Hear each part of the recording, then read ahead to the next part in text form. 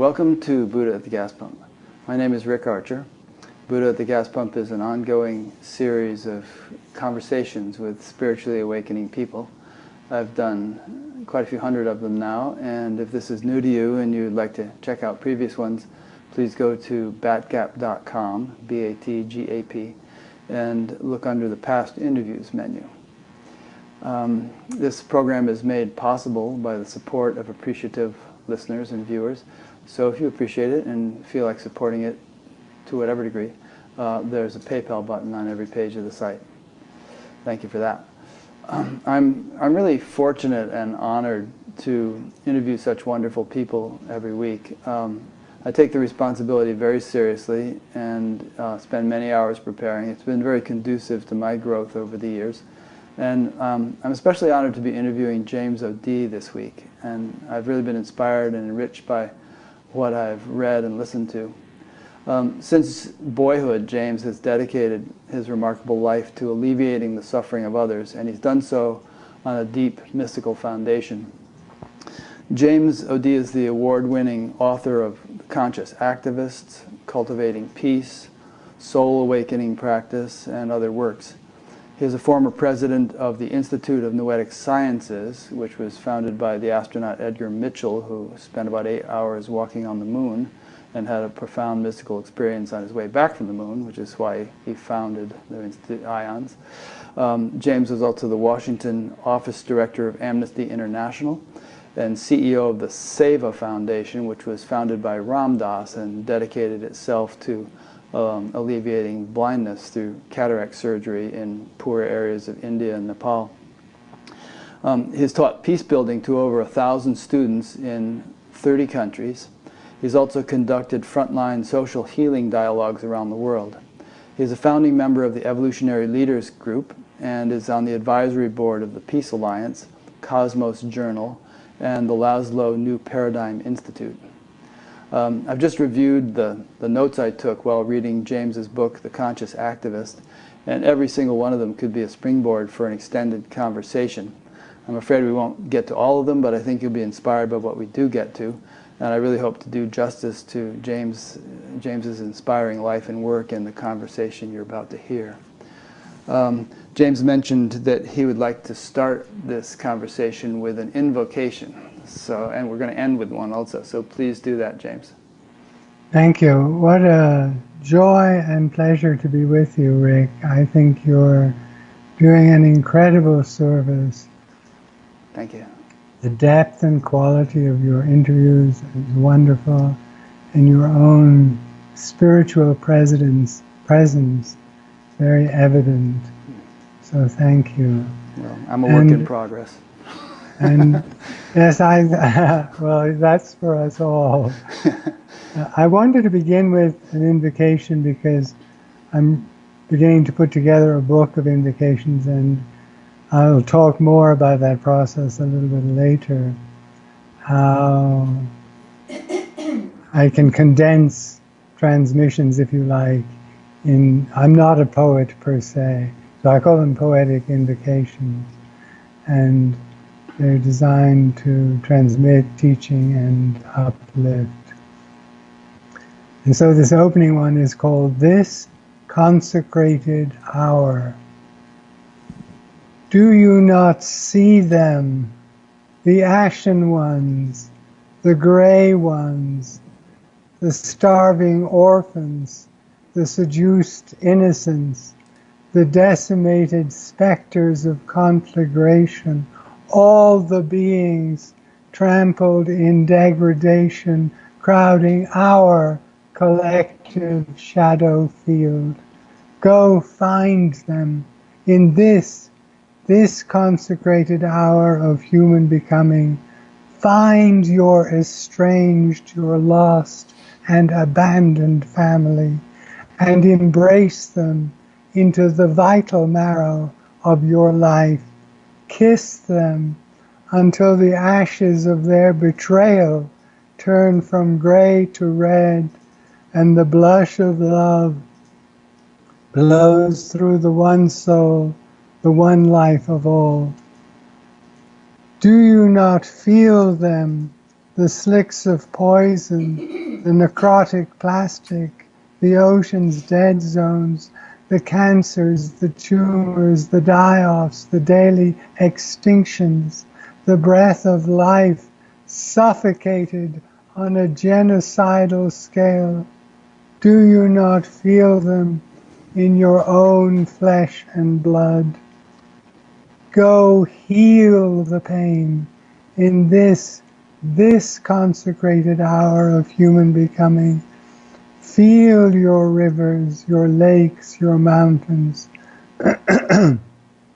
Feel their freshness, their pure life force, coursing your veins, opening your heart to the one mother, the one soul of all. Do you not know them, the guardians of the moment, the secret listeners, the agents of truth, the instruments of soul awakening, consciousness raising, light resurrecting, power of transfiguration in the center of your own compassionately ripened awareness? Go manifest this power in this consecrated hour of human becoming. Sing the communal choirs of collaboration, showering our wounded world with the divinely fated audacity to celebrate the one soul, the one life of all. That's beautiful. What that evokes in me is, well, firstly, a memory of John Donne's poem where he says, "No man is an island," you know. And if entire unto himself, but is a part of the continent, the whole. Yeah. Ask not for whom the bell tolls, it tolls for thee. You know, if we aspire to enlightenment, if we aspire to living non-duality and so on, then we're asking to incorporate within our being all that is in the world. And that includes a lot of horrific things that you have witnessed in your life and that are still going on. And I don't know if we can truly call ourselves, or not that we would brag about it, but truly sort of consider ourselves enlightened or awakened or non-dual or whatever, and totally resting in that state without the need for any kind of remuneration or elimination of this suffering until it has been eliminated. You know, it seems to me there's naturally going to be an overflowing of whatever fullness we achieve in an attempt to bring our world into that same fullness and joy. Yes, well said. I love those words of the Dalai Lama when he says, "It is not enough to be compassionate." Wow, really? Are you telling me it's not enough to be compassionate? It is not enough to be compassionate, he says. One must act. And so it's that expression and gathering of the inner and the outer together. Even the Bhagavad Gita says, you cannot dissolve activity by any form of inactivity. So even though our actions are going to create samskaras, we're going to mess it up. My own life is a story of development. And I look forward to sort of going through some of those stages with you. Mm-hmm. But we do bungle, we miss the mark, we have to grow up. And when we do, our action becomes more refined and more aligned with the inner. And I think the vibrational level is affected. even when we live in such sordid, difficult, betrayal times as we live in. Yet, I think beneath the radar screen of all the melodrama and nonsense and cruelty and confusion in the world, there is some music to be heard. There is something rising through the good spiritual work of people who say it is time to bring it into the world. Yeah. And you mentioned that, we can't act without accumulating some scars or impressions or, bungling it up in some way. But since you evoked the Gita, as we know in that story, Arjuna said, "Take my chariot out between the two armies. I want to see these people that I'm supposed to fight." And Krishna took him out there and he said, "Wait a minute, these guys are my relatives. I don't want to fight them. I'd rather just live on alms than kill these, respected elders and so on." But then Krishna said, "Well, but you have to fight." And Arjuna said, "Well, I don't want to." And then finally, Krishna said, "Well, established in yoga start kur karmani, established in being, then perform action. And then you'll perform action in accordance with Dharma, in accordance with the will of God, the flow of the universe, and you'll be able to do so without creating some scars." Yes, well, that's a very Sri Aurobindian approach too. But when you go back to the earlier stages of wanting to act, there can be too much enthusiasm for the fight, because rather than seeing your relatives on the other side of the battlefield, you see the other. You see the bad guys. You see the ones you want to take out. You see the ones who are the source of the problem. And by God, you are going to get on a high horse, and for legitimate reasons in some ways, you are going to do battle. But spiritually, that creates a crisis. So, both the mystic and the active have a long road of development. And I had a thought I shared with friends on Facebook a few weeks ago.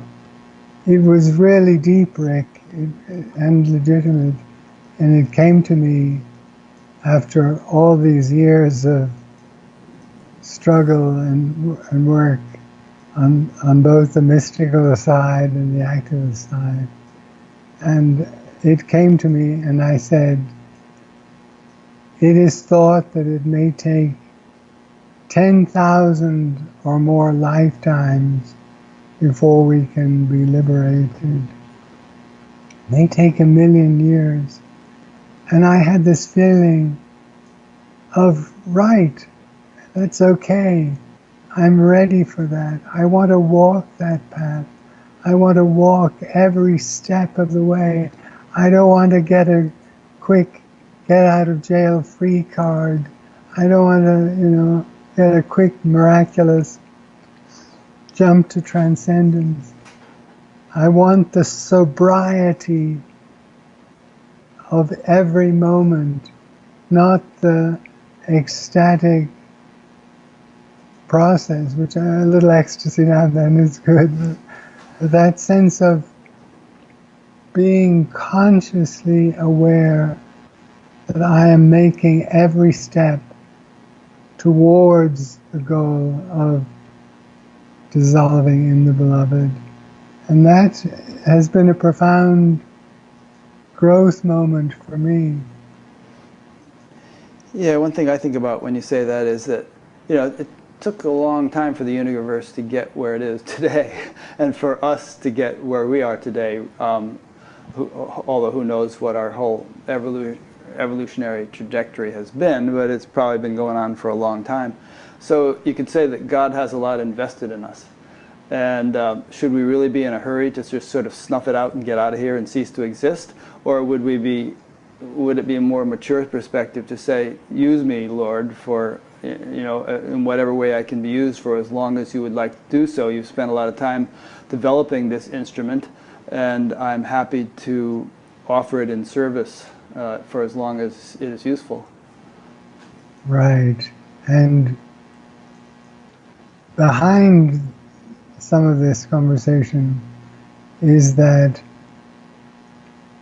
troubling issue of why do we come here in the first place?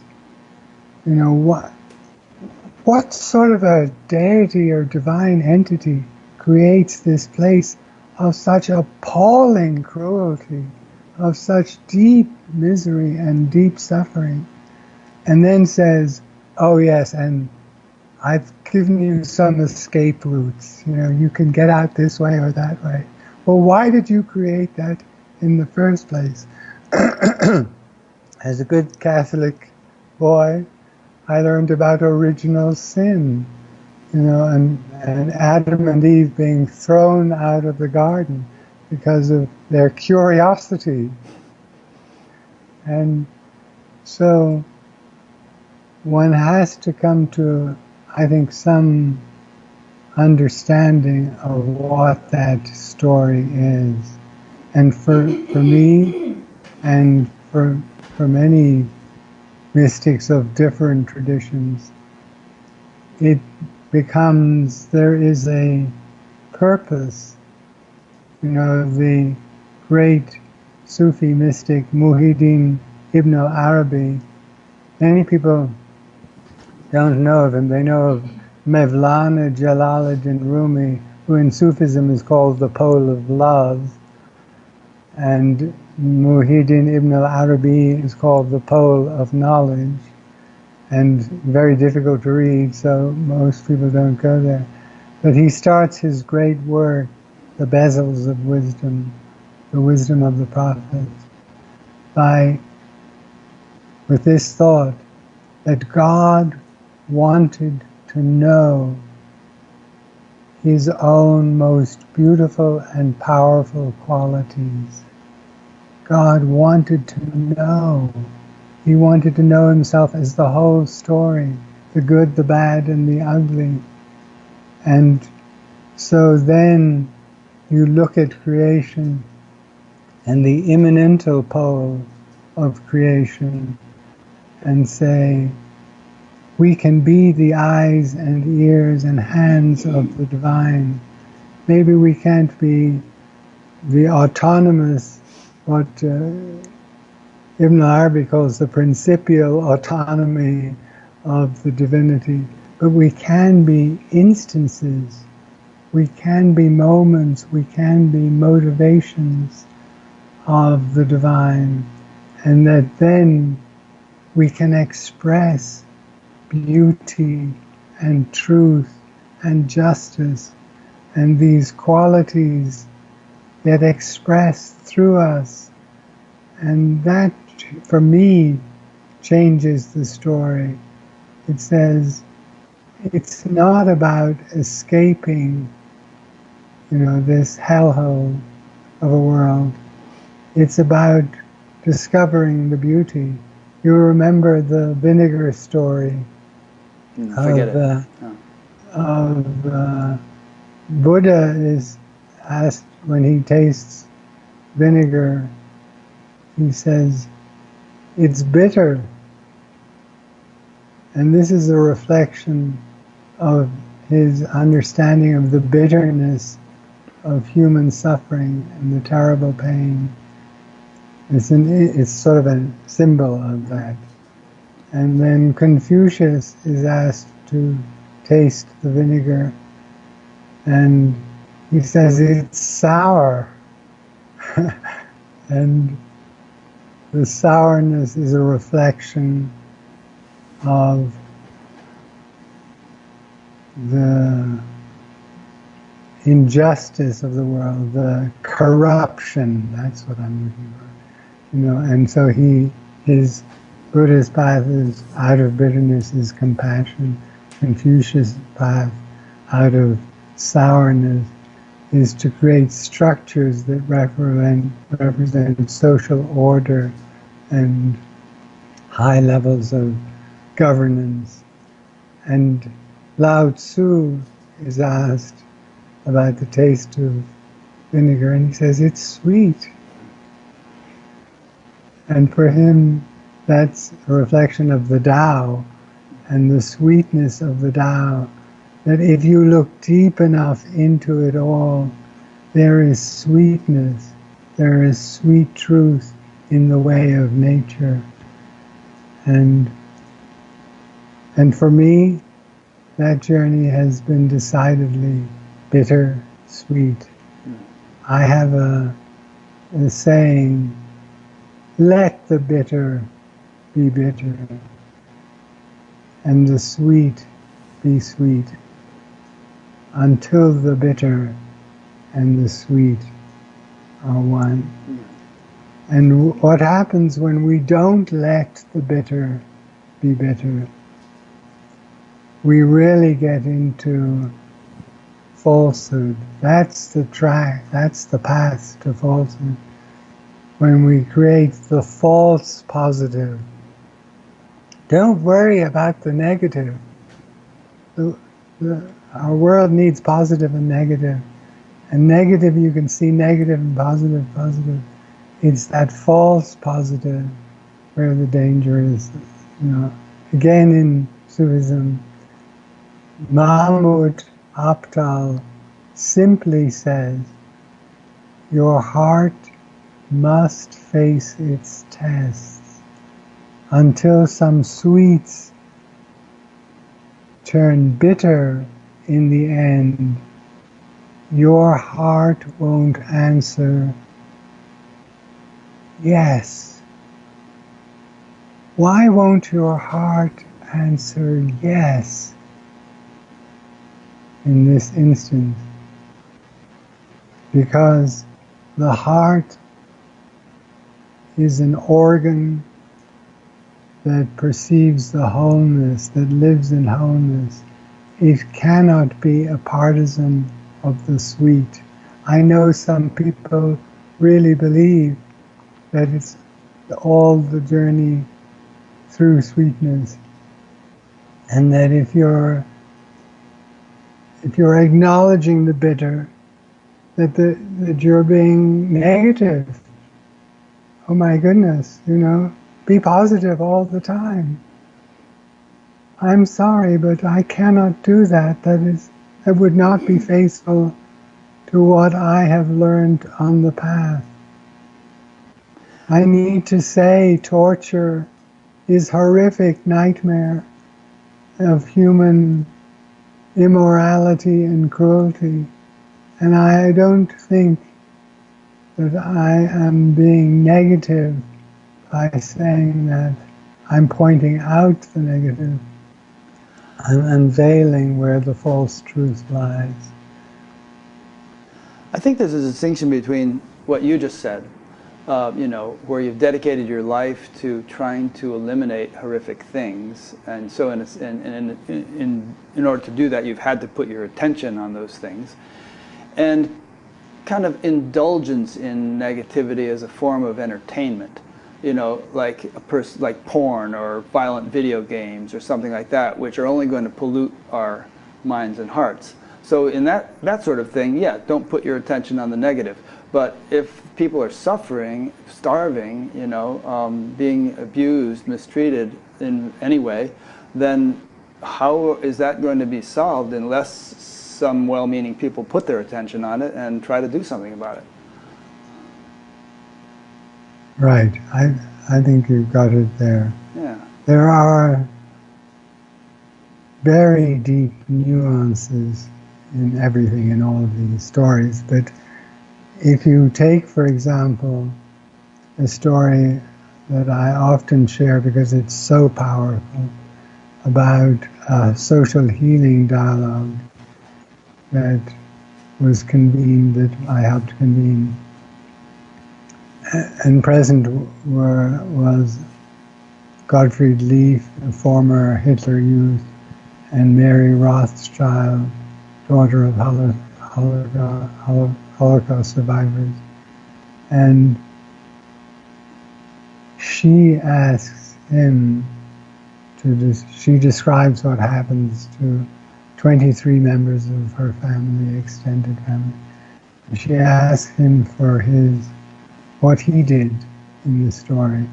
And he said he was active Hitler Youth. He wasn't like Pope Benedict, who apparently was early in life somehow connected to Hitler Youth. He was old enough to punch up people and burn things and be nasty. And now we're in the zone that you've been helping to clarify around false positives, negatives, what negative you pay attention to, etc. And she says to him, she's hunting, she says to him, what if you had been 10 years older? Would you have taken my family and put them in the gas chambers? Wow. What a question. And you can do that in a dialogical environment of social healing. You can get to the heart of the matter. And he paused for a long time, and then he said, I just don't know. We were so caught up in it. And Mary said that was the moment, one of the most important moments in her life, because she heard truth being spoken by the liars, by the representatives of former representatives of Nazism or whatever, and she heard the voice of truth speaking through saying, I could have been a mass murderer.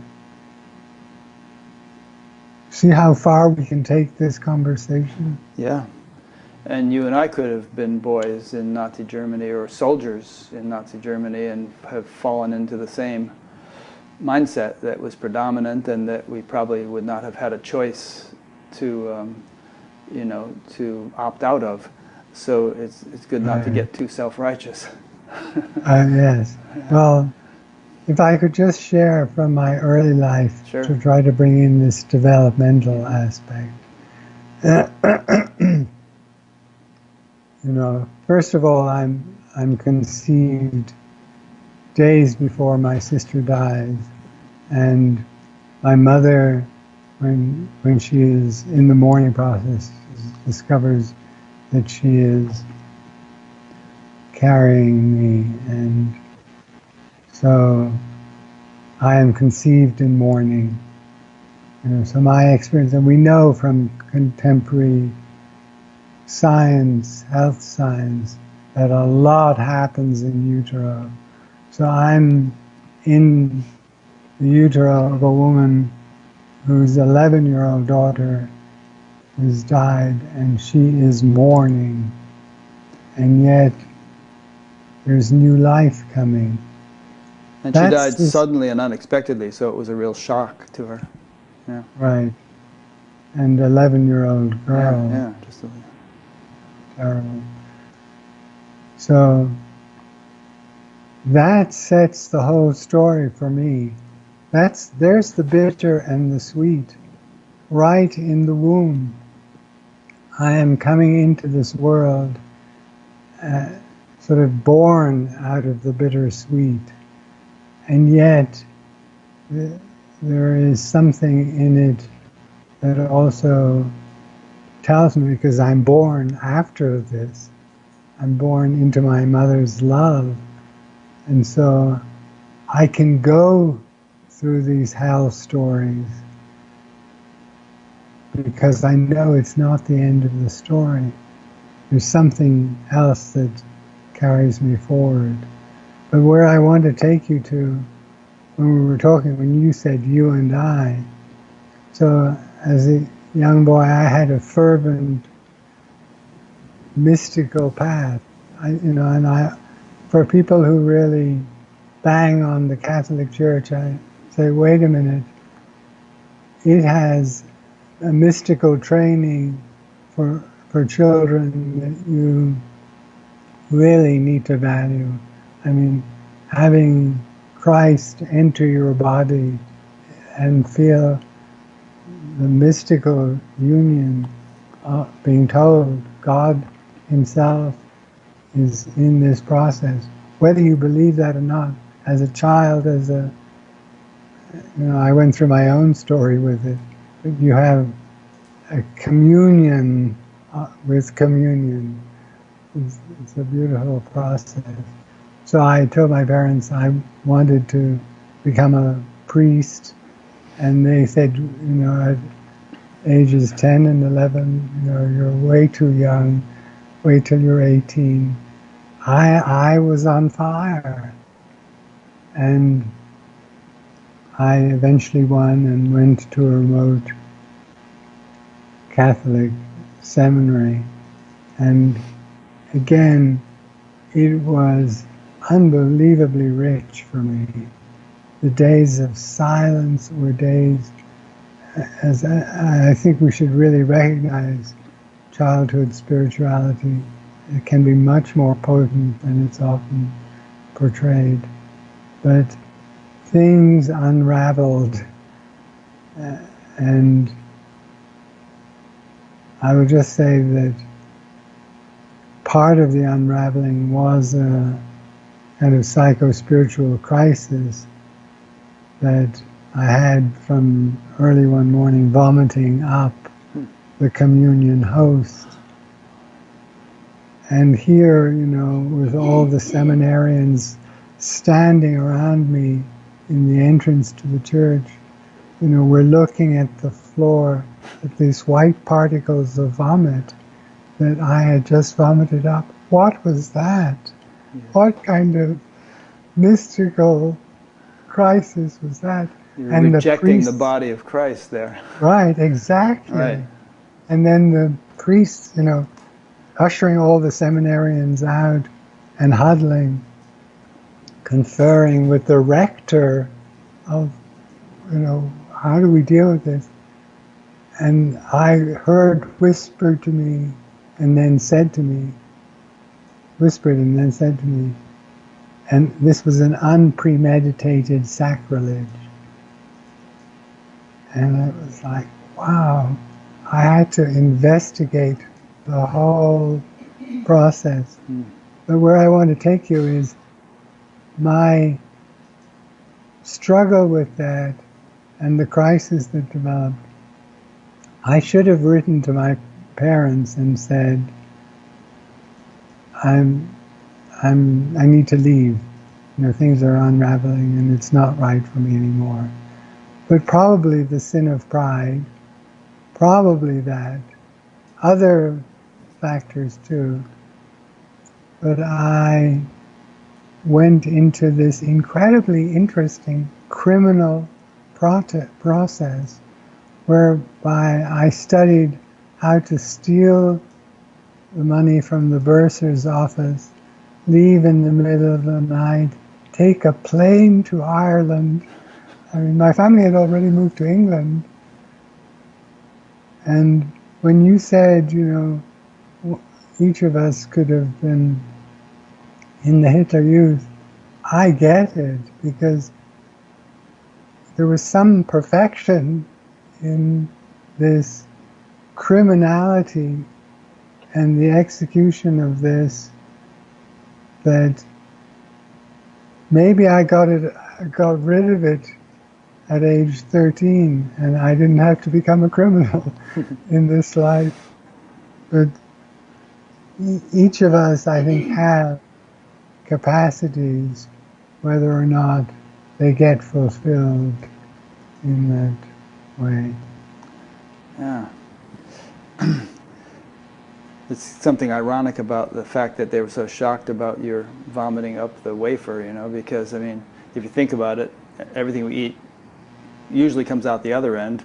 So I don't see how that is any, less shocking than occasionally having it come out the end it came in.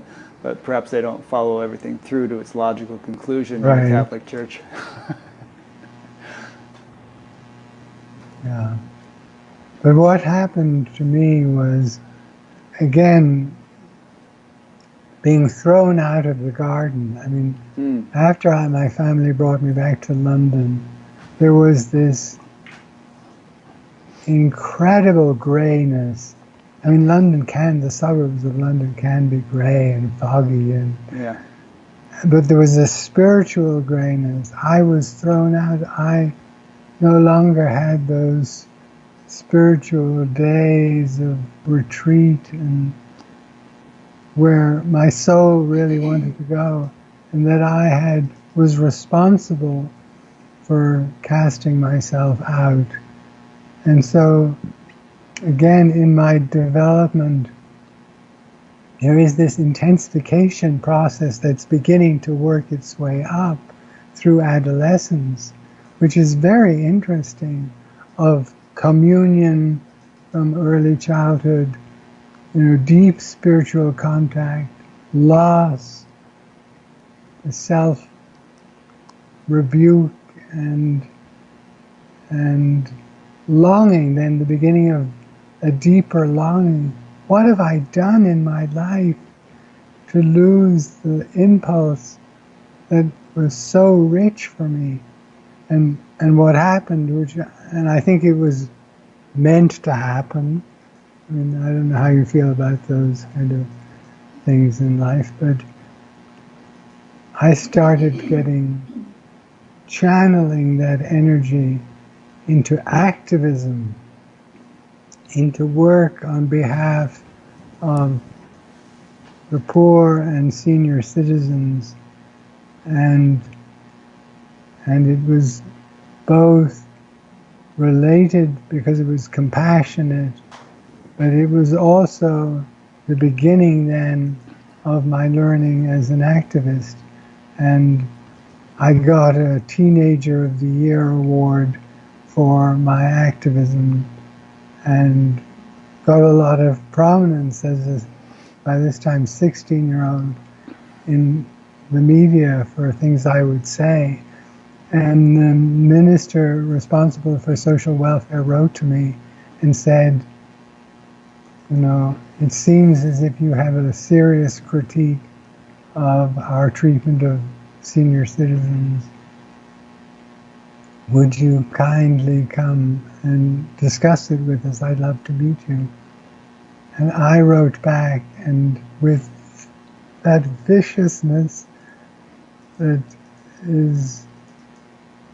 can be in the activist, in which I said, you know what you have to do, and when you do it, we can meet. And that sort of refusal of dialogue is acceptable in an adolescent, but my goodness, there is a long way to travel as an activist until you get to the point that happens later in my life, where you're about healing, where you're about dialogue, where you're about reconciliation, where you're about forgiveness, where you're about bringing the parts together and believe that the intergenerational transmission of wounds can be dealt with. That's a marker, isn't it? That you can of a learning trajectory. Yeah, I wonder how much. Well, let's see how you answer this question. To what extent do you think that learning trajectory resulted from ordinary maturation that we all go through, regardless of what we experience, or was it a result more of the sort of various trials and tribulations you went through as an activist, which taught you humility and sort of imbued you with greater wisdom? I think every step of the way. Right, I think both, but yeah. What I said earlier about on the mystical path, every step of the way, that's what when I look at my own life, every step of the way seems given. And I can celebrate that now. Yeah. I can celebrate and say openly on a call like this, I was a thief. You know, look at me, look at where I came from. I could have been a really good thief. But I learned something in the process. And my heart learned something by being crushed. I would say by tasting the bitterness of loss. I thought I had lost my God. I thought I had, there was a really deep sense.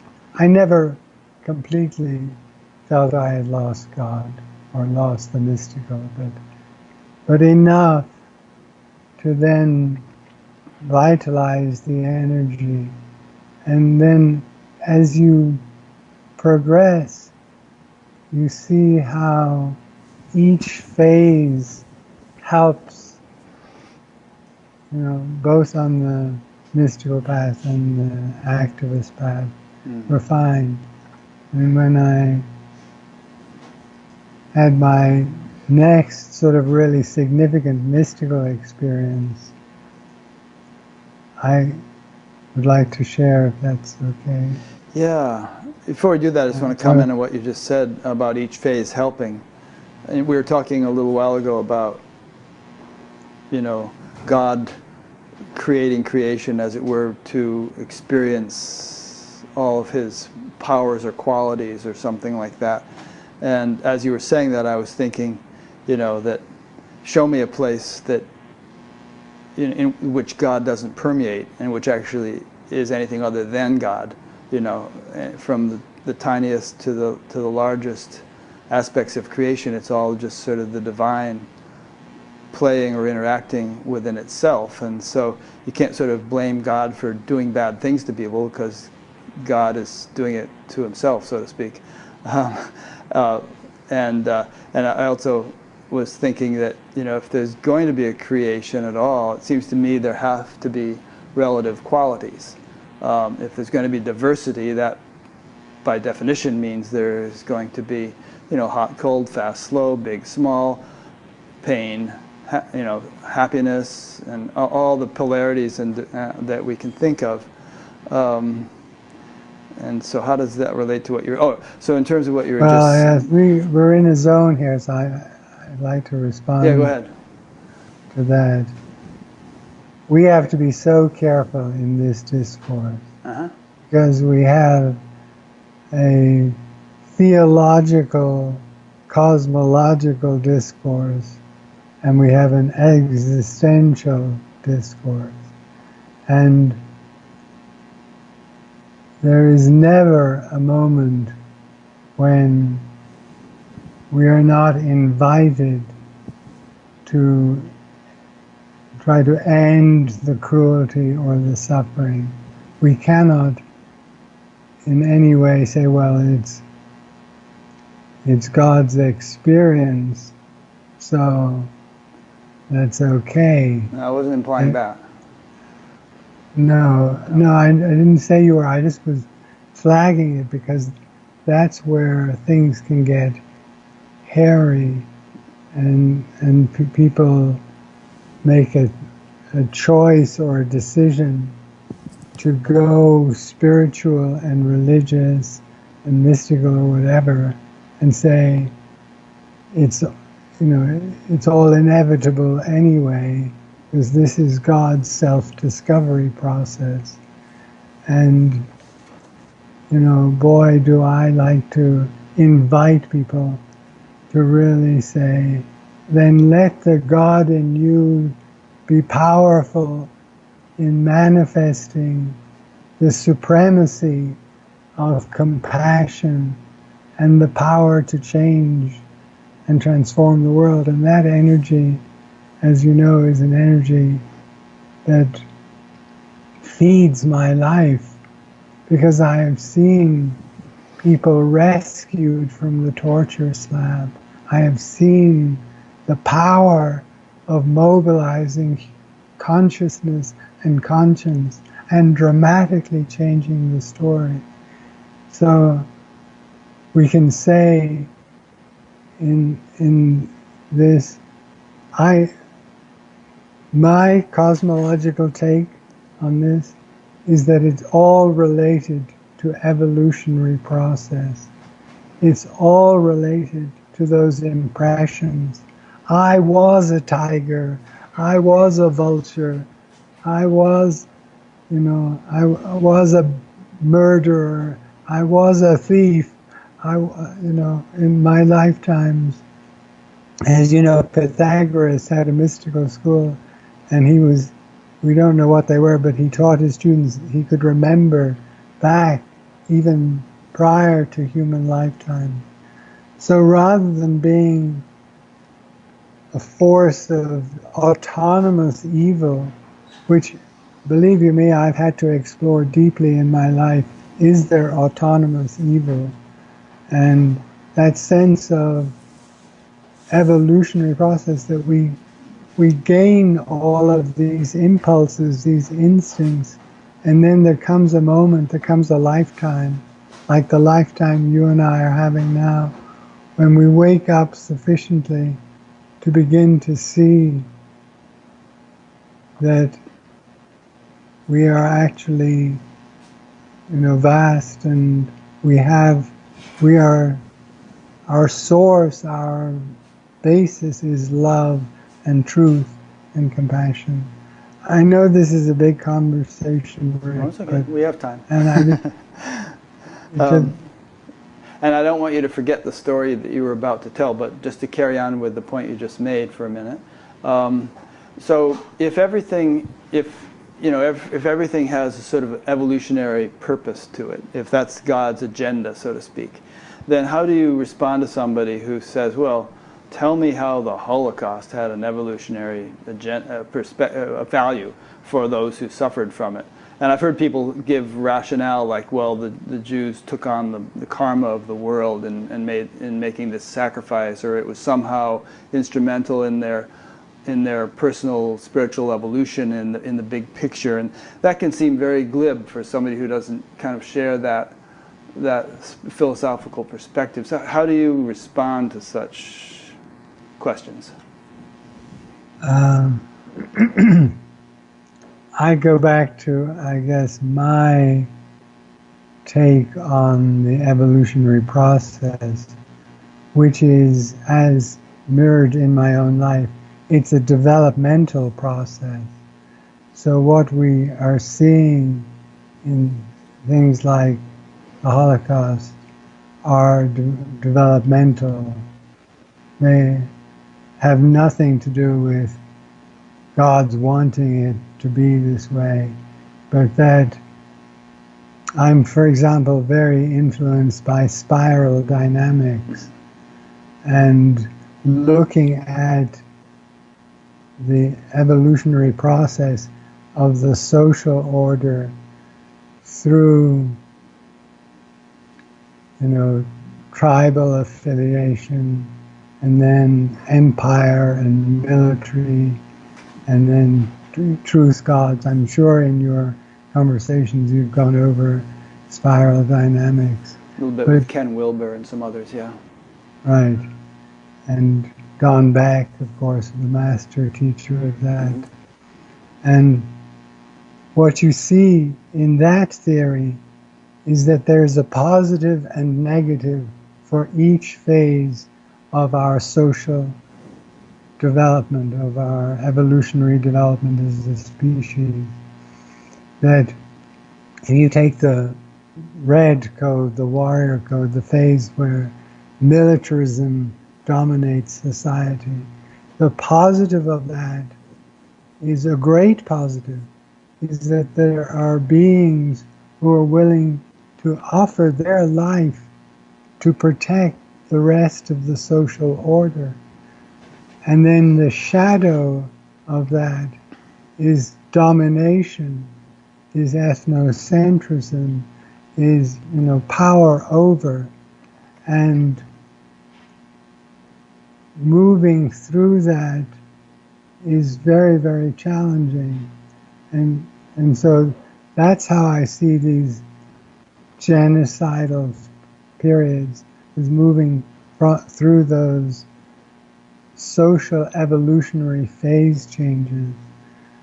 That, we can go down another road and talk more about those, but does that answer your question sufficiently? Yeah, let's leave it at that for now, because there's so many things we want to get to. And 5 or 10 minutes ago, you were about to tell us a story, and I interrupted you. I wanted to tell you a story of moving up in the refinement process in the mystical area, and that was by 1977, so I'm now 26. I read Trungpa's Cutting Through Spiritual Materialism, and as you read in the book, The Conscious Activist, I read those riveting lines of Trungpa when he says, "Better for some that they not even entered the spiritual path in this lifetime, that it will be so challenging. It's like having your nerves raw and exposed to the universe." And there was something in that that said to me, this is my guy. This is what I feel. I want to go through that burning off, that peeling away process to the truth. Not that I'm a masochist, but of course it's also very, very subtle. And our growth in the subtle, and I think we need to spend a little time talking about the subtle domain. Yes. And I'll tell you the story first, because I think there's a lot of confusion around the subtle domain. Some people don't even acknowledge its existence, and yet consider themselves spiritual teachers, or they say things like, "There's only this," and you try to discuss any kind of subtle domain with them, and they think you're just off in fantasy land. Mm-hmm. So here's the story of the beginning of my deeper refinement. This book says I can't get to Tibet, but I can get to the Tibetan community in exile in Dharamsala. So I headed off to Dharamsala in 1977. That's when MacLeod Ganj and Dharamsala were two separate towns. Now it's all one big sprawl, and it's a mecca for spiritual hunters. But it was during the monsoon period, and I needed to buy an umbrella. So I went to the umbrella store, and there was one very beautiful umbrella with like rainbow panel of colors on it. But it was expensive, and I thought, I'm only here for a short period studying at the Tibetan library. And so I bought a cheap black umbrella. And one day, outside the Tibetan library, it's all changed now, but there was a huge open patio, and it started, the rain and thunder guards started pouring. I put my umbrella up and then ran to a lean-to where there were some monks and others. And in the middle of the patio was a sadhu sitting in the rain with the rain pouring over him. And I thought, oh my goodness, my little activist self, I need to go rescue him. I need to go take my umbrella. So I go over with my umbrella, and I feel his silence. I feel the center of his being. He is not worried at all about any drops of rain. He is in another place. And it's my first contact with that density or that subtlety of being. that I backed away and like, okay, I rushed into this now, I need to move. And as I moved away, he lifted up his hand so gracefully. Like again, he seemed to be in contact with the inner and the outer. It was just fluid. He lifted his hand like, take my hand and lift me up. And I helped pick him up. We went to my little cell, and he lay on the floor, and then we went up to MacLeod Ganj for dinner. And I was somewhat radiated by his presence, as I mentioned. But we ordered lassi, and the owner, the Tibetan owner, brought the lassi, and the sadhu said, sipped it and said, take it away. It's watered down, it's really watered down, take it away. And I looked at the owner with embarrassment, with, I mean, we have to get into the subtlety here, with that superiority. Like, I'm paying for dinner. I'm so embarrassed by this guy's behavior. And even when he brought the lassi back, I tried to kind of indicate, like, sorry. And but the lassis that were brought back were thick and creamy. And when we walked down the hill back to my cell, he was going to go on down into Dharamsala. The Shaktipat moment came, and he turned, and it's a wonderful moment for a beginner. I considered myself, even though I've had some development, a beginner. One's always a beginner, right? And he said, because I choose to live without a house over my head does not mean I do not appreciate true quality when it is given, when it is presented. Like time with you, my beloved James. It was a combination of stabbing the heart and breaking it open. I saw there my shallowness, my arrogance, my superficiality. And it was given to me with love. It was pierced with love and a beautiful teaching. And I just want to finish the story by saying how the umbrella comes back in. The next day that I saw him, I gave him a bunch of money. I don't know. I think I was feeling guilty or something. I go, I'm just going to give you money. We won't eat. You'll take the money and you'll go get the food you need. And the day before the last day in Dharamsala, I was out in the town and I saw him. We never connected. But he had taken the money and he had bought the big, rainbow umbrella. Oh. Rainbow umbrella. Cool.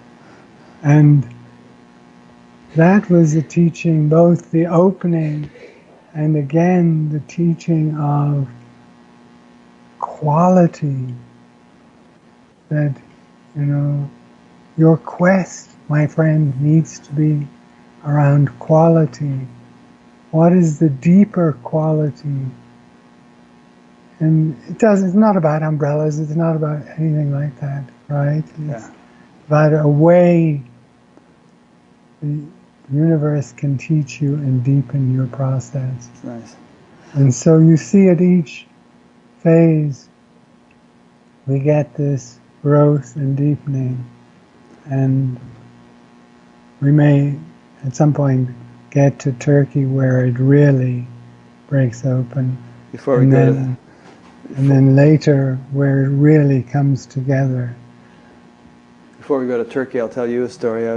This is Maharishi Mahesh Yogi's guru, who was Swami Brahmananda Saraswati, who became Shankaracharya of Jyotirmat, who lived most of his life in the jungles and you know, as a sadhu. And he eventually became Shankaracharya. And one time he was traveling on a train, and he was in the first class compartment, and someone came up to him and said, "You're a Swami, you know, you should be living a simple, humble life. What are you doing in first class?" And he answered, "I'm a first class Swami."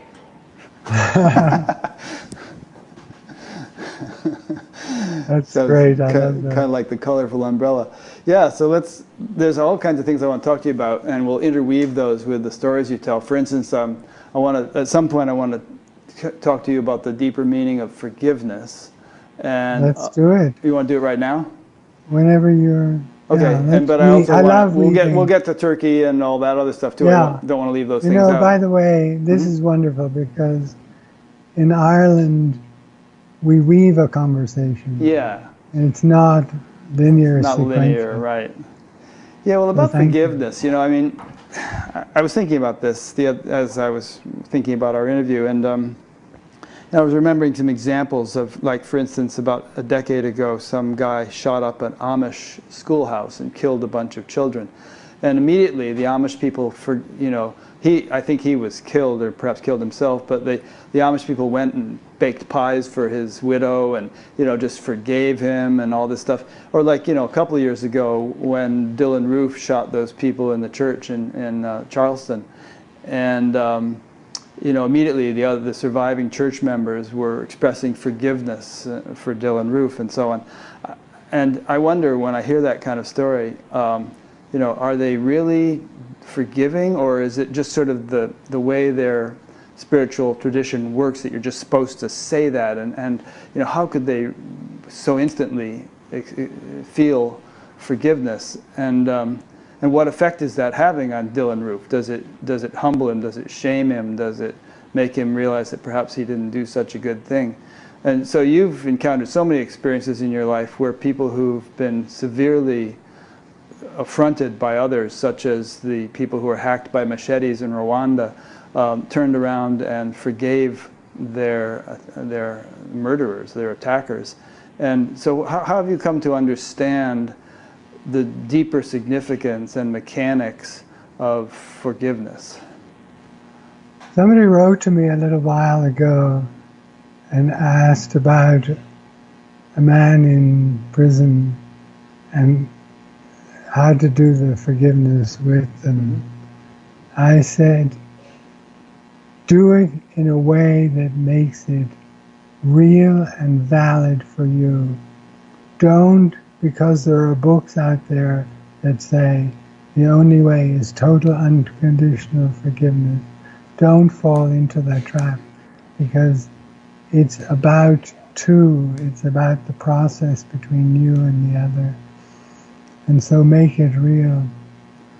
In dialogue, you know, at one point with Father Michael Lapsley, who was the ANC pastor who had a religious magazine that blew up in his face, and he lost his hands and he lost sight in one eye. And he is in one of the dialogues we're convening with a young man from Northern Ireland who had a rubber bullet pointed at his face when he was an 11-year-old boy, and he was blinded. And they're talking about forgiveness. And the boy says, I believe in unconditional forgiveness. And Michael Lapsley says, well, I believe in forgiveness. I created an Institute for the Healing of Memories. But I have a good idea who sent me that letter bomb. But they've never come to me. They've never asked for forgiveness.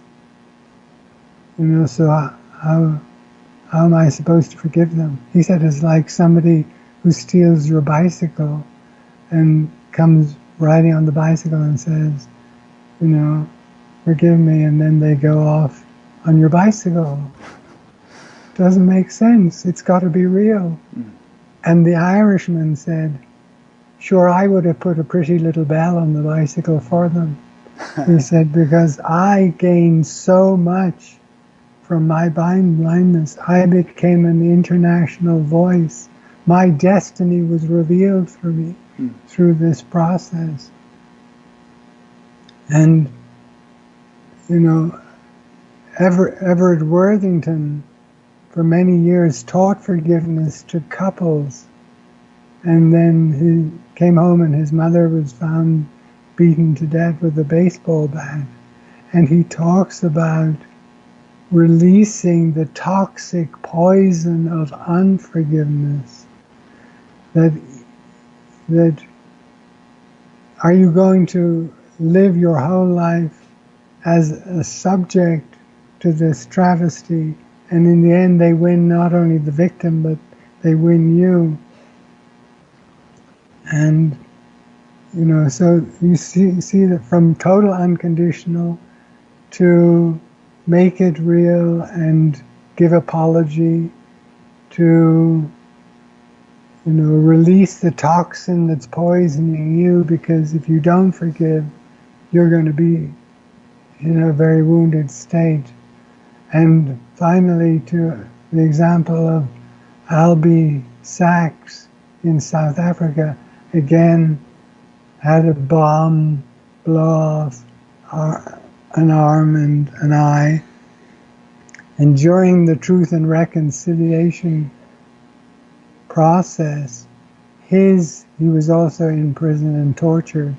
His torturer admitted before the commission, that was part of the reconciliation process. If you went up and you spoke the truth, reconciliation, and forgiveness, the truth could help literally set you free. And he told the torturer told the committee how he had tortured Albie Sachs. And after his testimony, Albie went up to him. His right hand was blown off, but with his left hand, he shook his hand. Yeah. And the torturer, it is said, Albie heard, went away and cried convulsively for 2 weeks. And Albie Sachs said, in forgiving him, I had my vengeance. My vengeance. He called it soft vengeance. That, you know, he said, I got more out of that he cried when I offered him forgiveness than that he be put in jail and punished.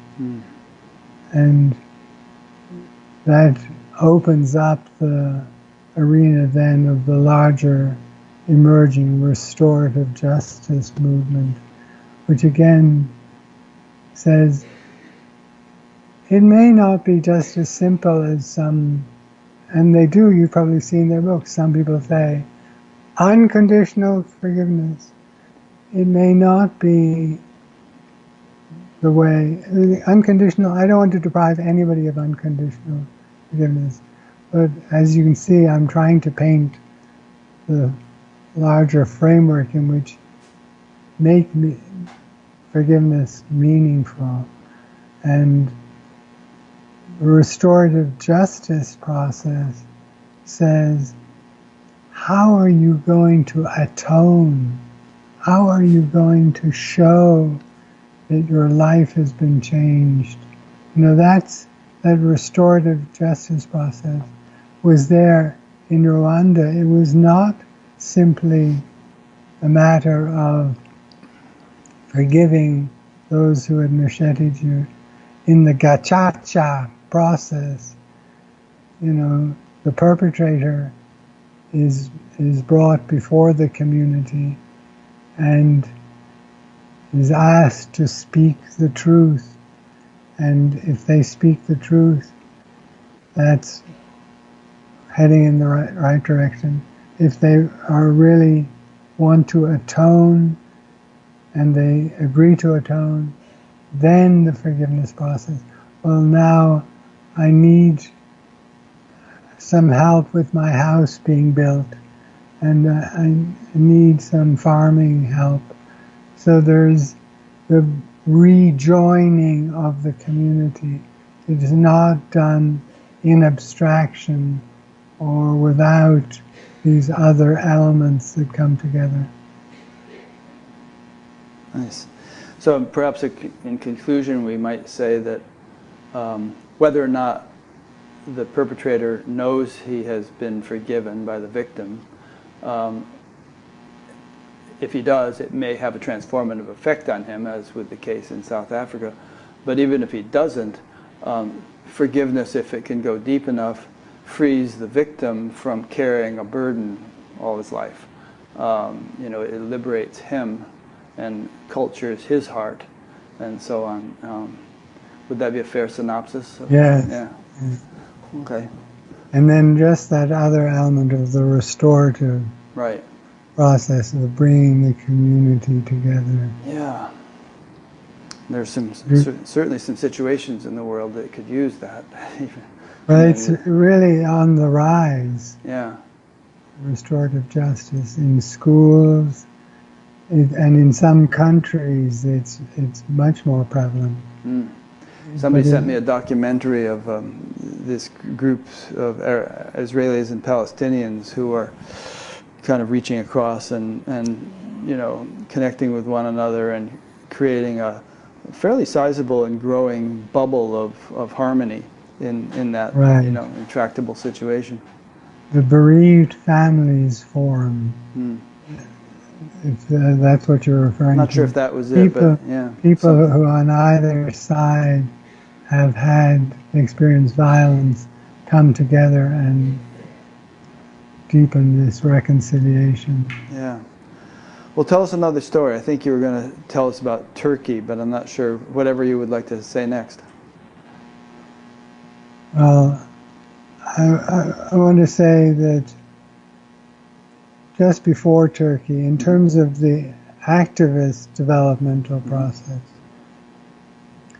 of really going, in a place like Amnesty and seeing the power of mobilization. But what led me to Amnesty was working in Beirut during the war with the Middle East Council of Churches and being there during the Sabra Shatila massacre, where children were found murdered under their beds. By whole whom? families Who murdered them? started. Well, the Israelis invaded West Beirut. Okay. Then they encircled the Palestinian camps. Mm-hmm. Then they allowed in the Phalangist right-wing Lebanese militias who wanted to expunge, they were ethnocentric, hatred-filled people, expunge all of the Palestinians from Lebanon. So the Israelis, the whole Kahan Commission dealt with this crime and Israel's role in it. They allowed in the Phalangists who murdered, the whole families. And I won't go into the whole story in depth, as you said, we've got much to cover. But some weeks after that, I went to another Palestinian camp, and it had been bombed to the ground. When you think of camps, by the way, you think of bricks and mortar, established since 1948. And the whole camp was blown. It was just rubble. And in the middle of the rubble, black flags mourning all the women and children who had been killed. And it was particularly deep betrayal because the Israelis had agreed to the PLO leaving Beirut. So all the men, young fighters, had left Beirut, and then they massacred the women and children. And in the middle of this rubble, was a man who was calling to me and some of the medical doctors I was with. And we went over. I thought he was going to show us a body or something.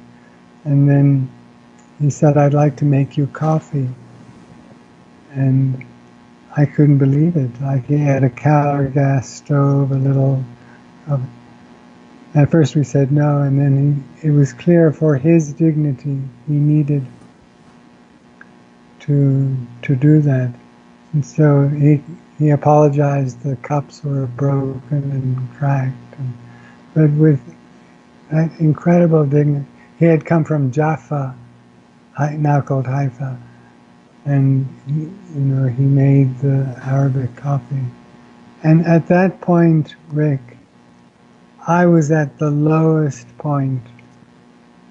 I really felt humanity was evil, that things were lost. The world was too dark for me. I said to God in my prayers, I cannot live in a world this cruel, this dark, this difficult.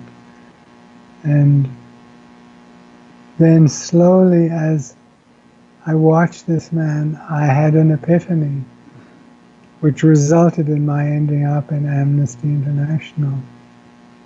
Because I saw in this man the indestructible, inviolable nature of the human spirit. I saw that no bombs could blow apart this dignity. Like here in the rubble, after the massacres, after the war, after all of this, I was allowed to see the human being rising. He didn't say a word of hatred about Israel. He talked about the beauty of Jaffa and the orange trees.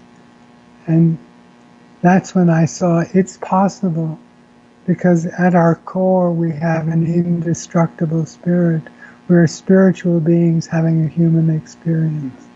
And out of that, I was able to crawl out of the darkness and desperate cruelty and start to work, mobilize action, and do that incredible work that organizations like Amnesty do, pulling people off the torture slab, saving lives, alerting the world to helping the world become a better world, and really mobilizing young people and people of conscience everywhere, and linking that rather old-fashioned word conscience with consciousness. But before I went to Amnesty, I had my final experience in Turkey, where I lived and taught. If you read the book, I was knifed and had all those experiences. But there was a period, and I suspect for many of us, there is a period in our spiritual development where it gets very concentrated. And I feel that this was really the place where my spiritual, mystical life was anchored, was really deepened to a very powerful extent. And it was meeting with different spiritual masters. One, a Sufi master in antique bookstore, Sheikh Musafer Effendi, great being. After that meeting, Hassan Shushud, author of a book called Masters of Wisdom in Central Asia. And what happened with Sheikh Musafer was, I spent this time and there was deep transmission, but he did not initiate me into his Sufi mystical path. And this is why I'm telling the story this way.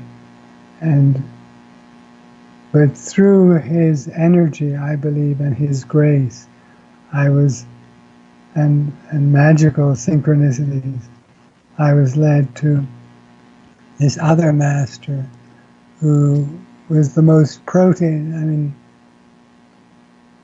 he could change his body. He changed his body in front of me.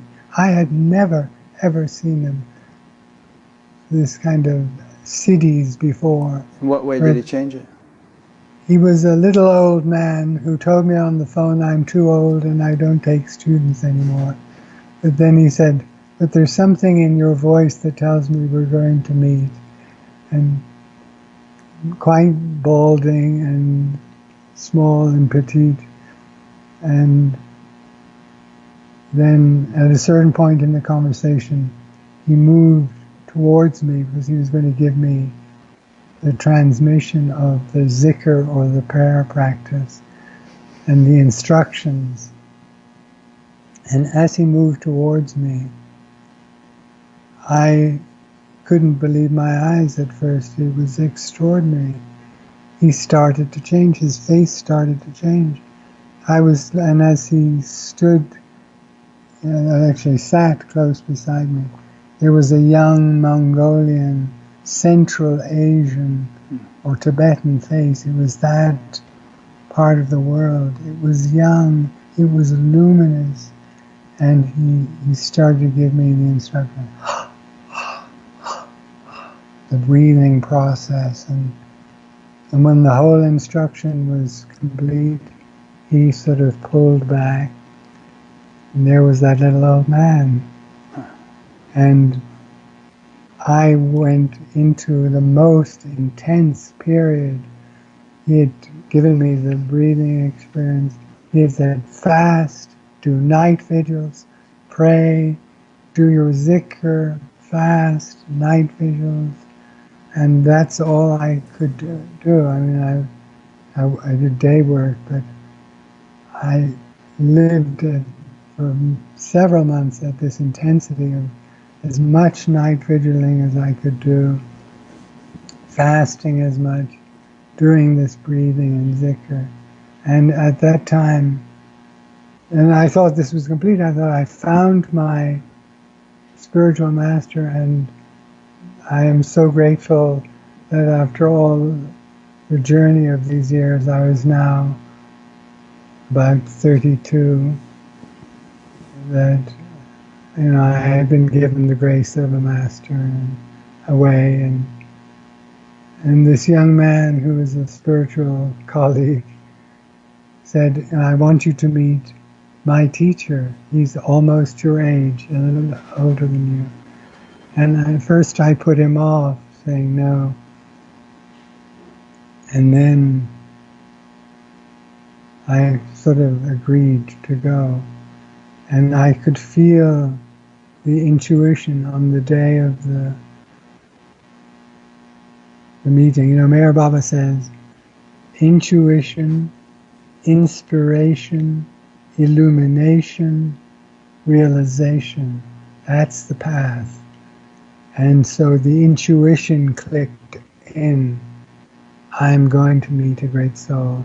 And I bought honey and herbs, a sort of traditional gift. Well, the herbs were more inspired, but in Turkey, you often give the master something like honey, as you do in other traditions.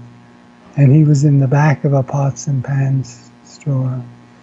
And this meeting totally transformed me again, and became the new anchor, and probably the lasting anchor of my spiritual journey. And as I approached him in the back of his pots and pans store, he said he brings herbs and honey to the Baptist in the desert. And I sat down, and he said, without any introduction, when Jesus Christ was on the cross, he he spoke to his mother and the beloved disciple, and the beloved was John. And he said to his mother, "Woman, this is your son." And to the beloved disciple, he said, "Son, this is your mother." He said to me, "Could you tell me why?" He said, "Woman," to his mother, and "son," to his disciple.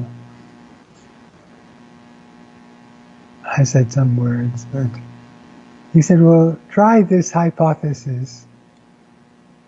At this moment, Jesus is entering the cosmos, becoming the cosmic Christ. He is leaving all of those filial relationships with his mother and so on. But this is the woman who has been his mother, and he wants her to be taken care of. So he says, "Woman, this is your son."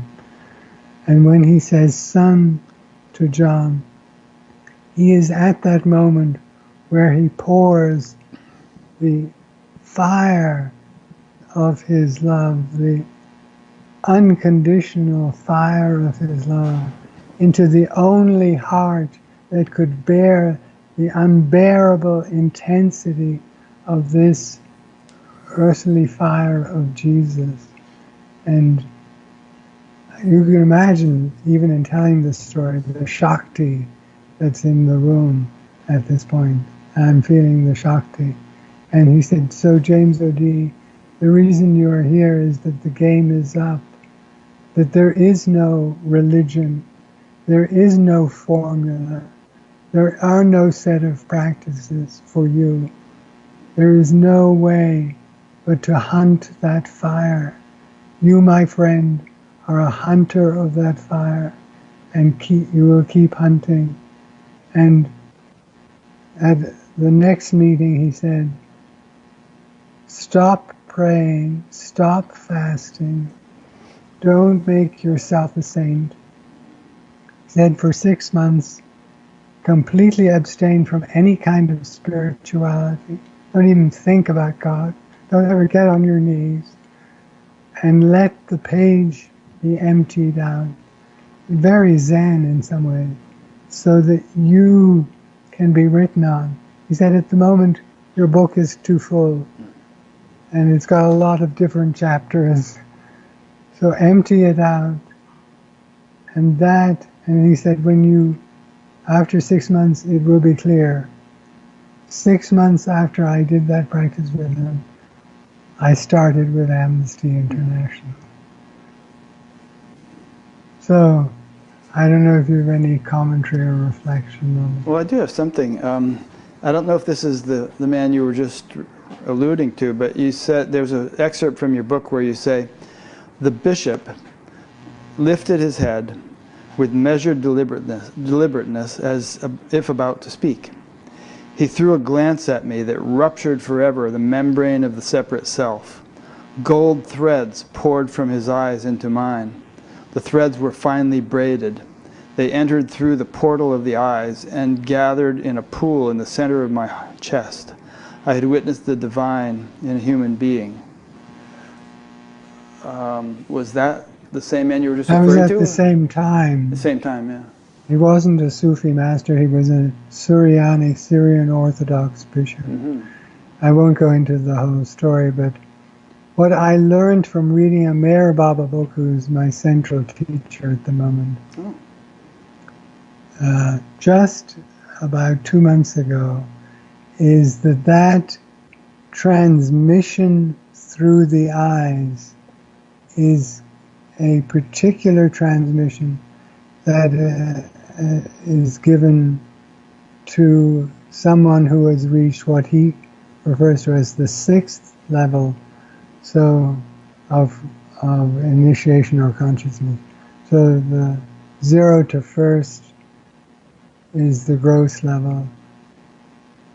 Levels 2, 3, and 4 are the subtle levels. We said we'd get to the subtle, so maybe here it's coming. We should.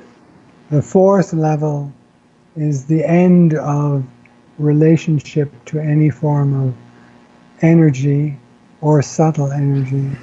And the 5th, 6th, and 7th levels are the causal level or the mental level, and the different aspects of the mental levels. And if you get that, he said, even you might discover that the seating has been arranged so you're given this eye transmission. And in the book, I didn't know this at all, but I talk about the seating. But in an interesting way, it's a dinner between 4 people, and I am sitting opposite, made to sit opposite the bishop. And this initiation, in Sufism, it would be called a wali, someone who has reached the 6th level, the pure mental consciousness, no relationship to subtle energy at all, but causal of all that happens in the subtle planes. And that's where and at the 6th and 7th level, Meher Baba says, you can see the divine. It's not that you have merged with the divine, that comes later, but you see the divine. And that experience, Rick, was something that was a profound mystery to me for many years. It was feeling like I had seen the divine. These golden threads had come through his eyes, and I had experienced Shakti as never before, but beyond Shakti, beginning to see the edges of beginning to see the divine face. And that is something that feeds me and will feed me all my life. I was a student of Maharishi Mahesh Yogi for many years, and he talked about stages of consciousness also, as Meher Baba does and others.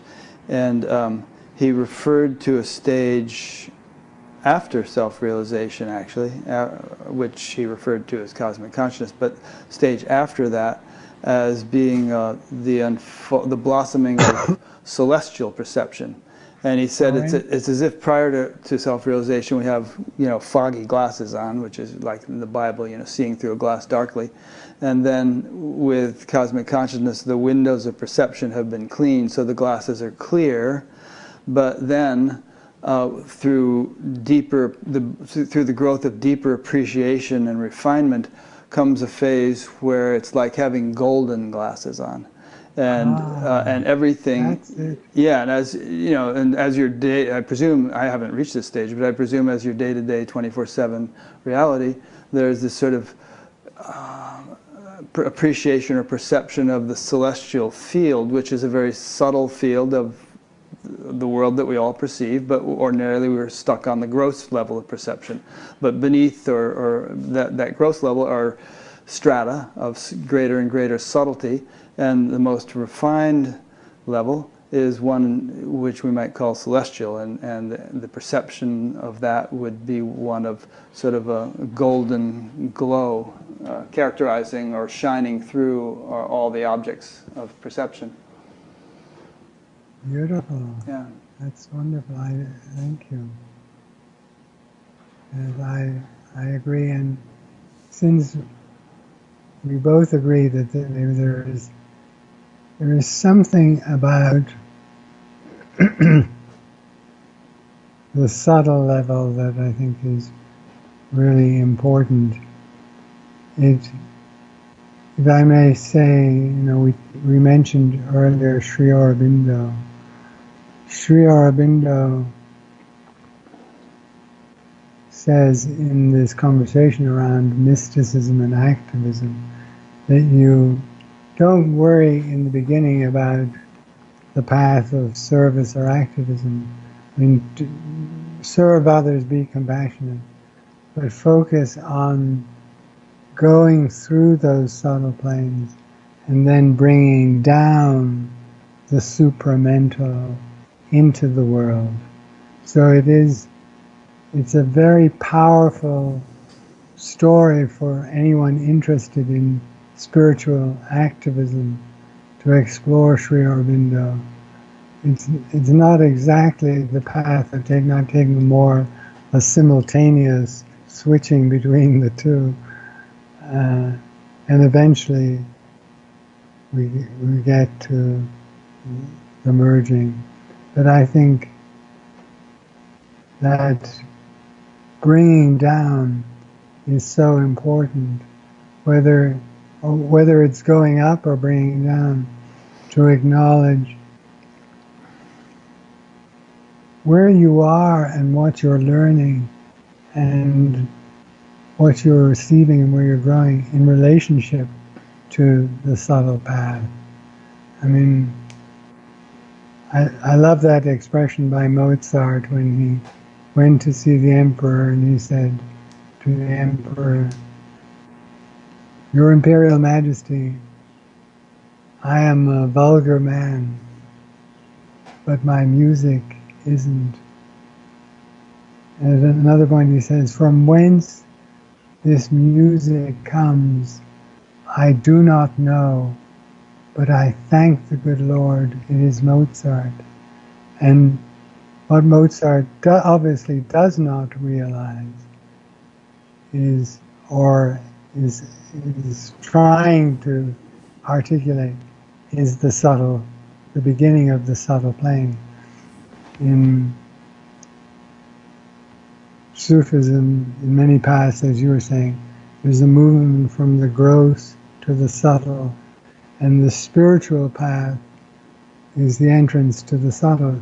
You had as your guest a dear friend of mine a while back, Kabir Helminski, and his society is called the Threshold Society, the threshold between Sharia and Tariqa, between the world of logic, order, reason, even intellectual prowess. They're all in the gross level.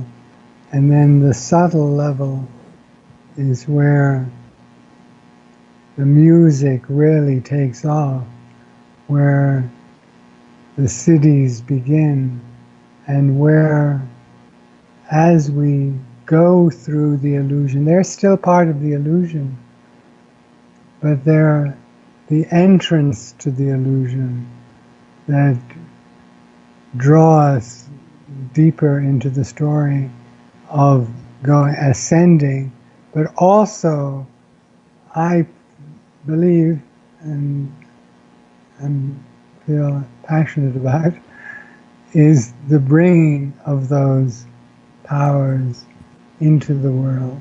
After all, this story about illusion can get very illusion or not illusion kind of, and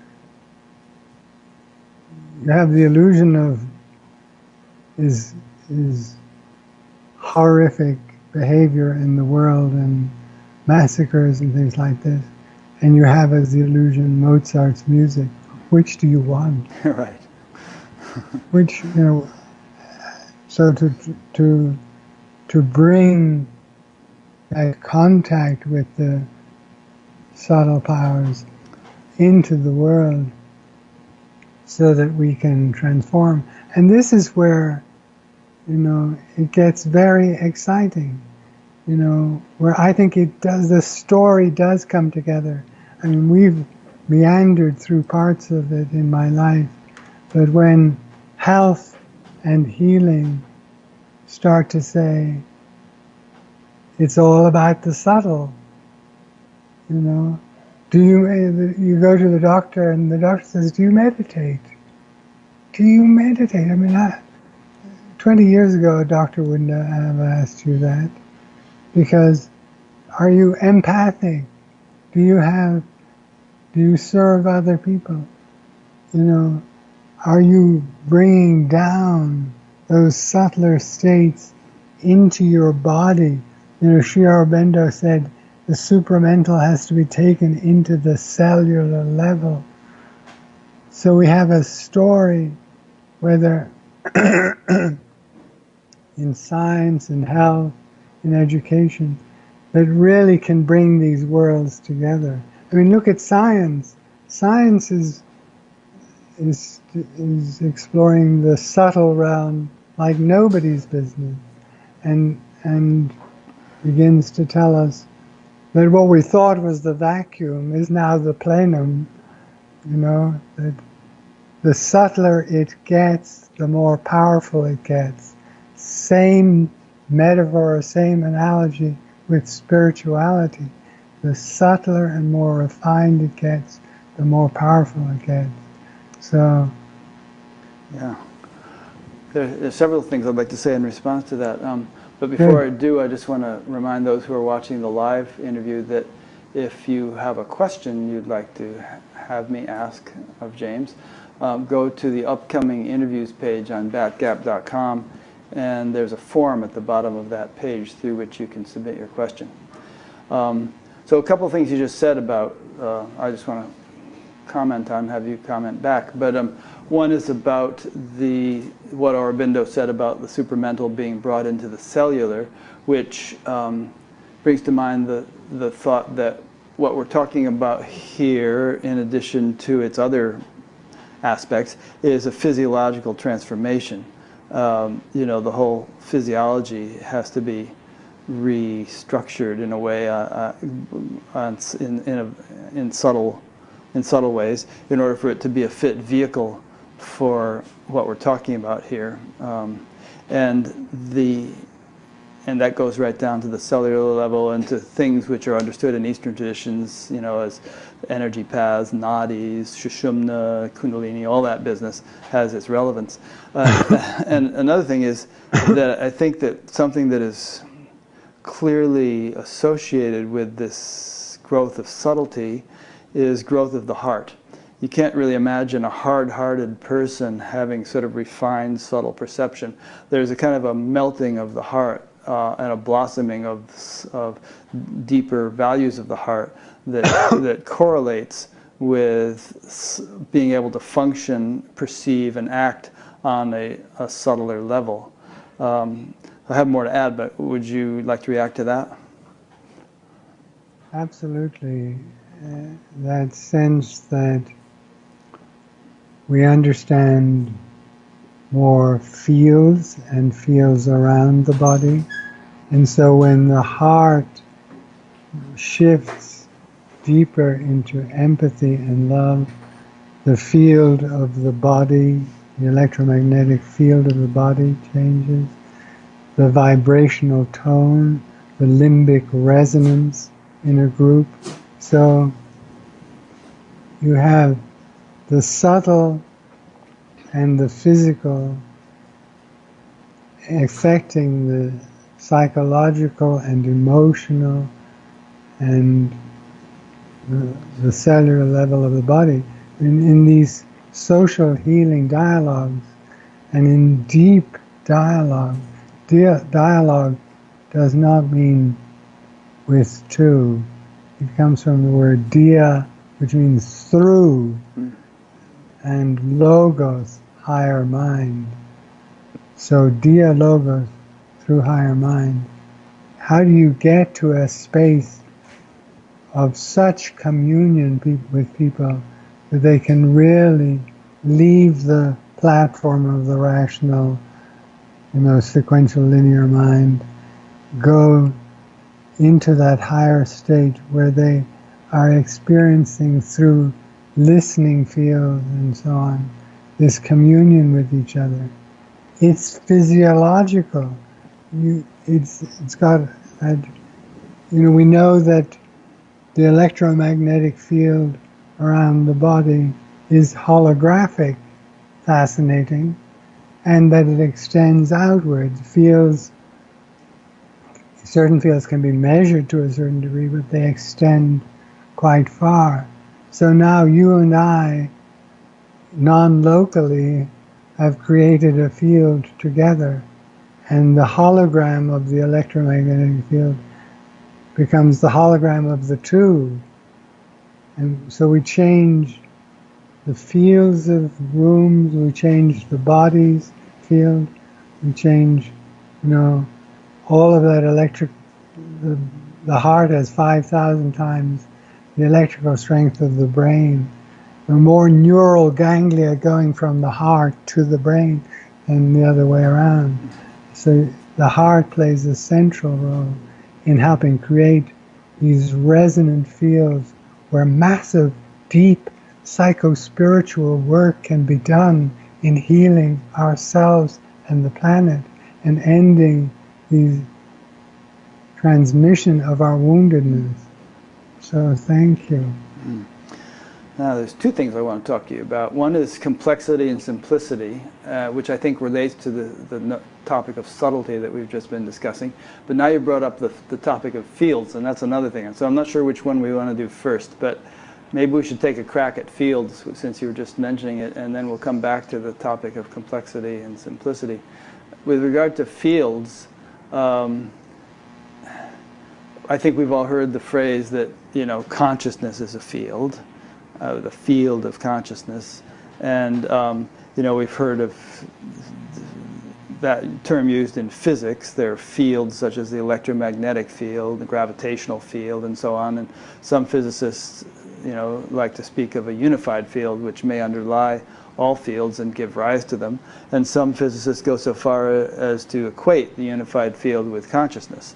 There's a fellow named John Hagelin, whom I've interviewed, who wrote a whole paper about that. But also, I think humans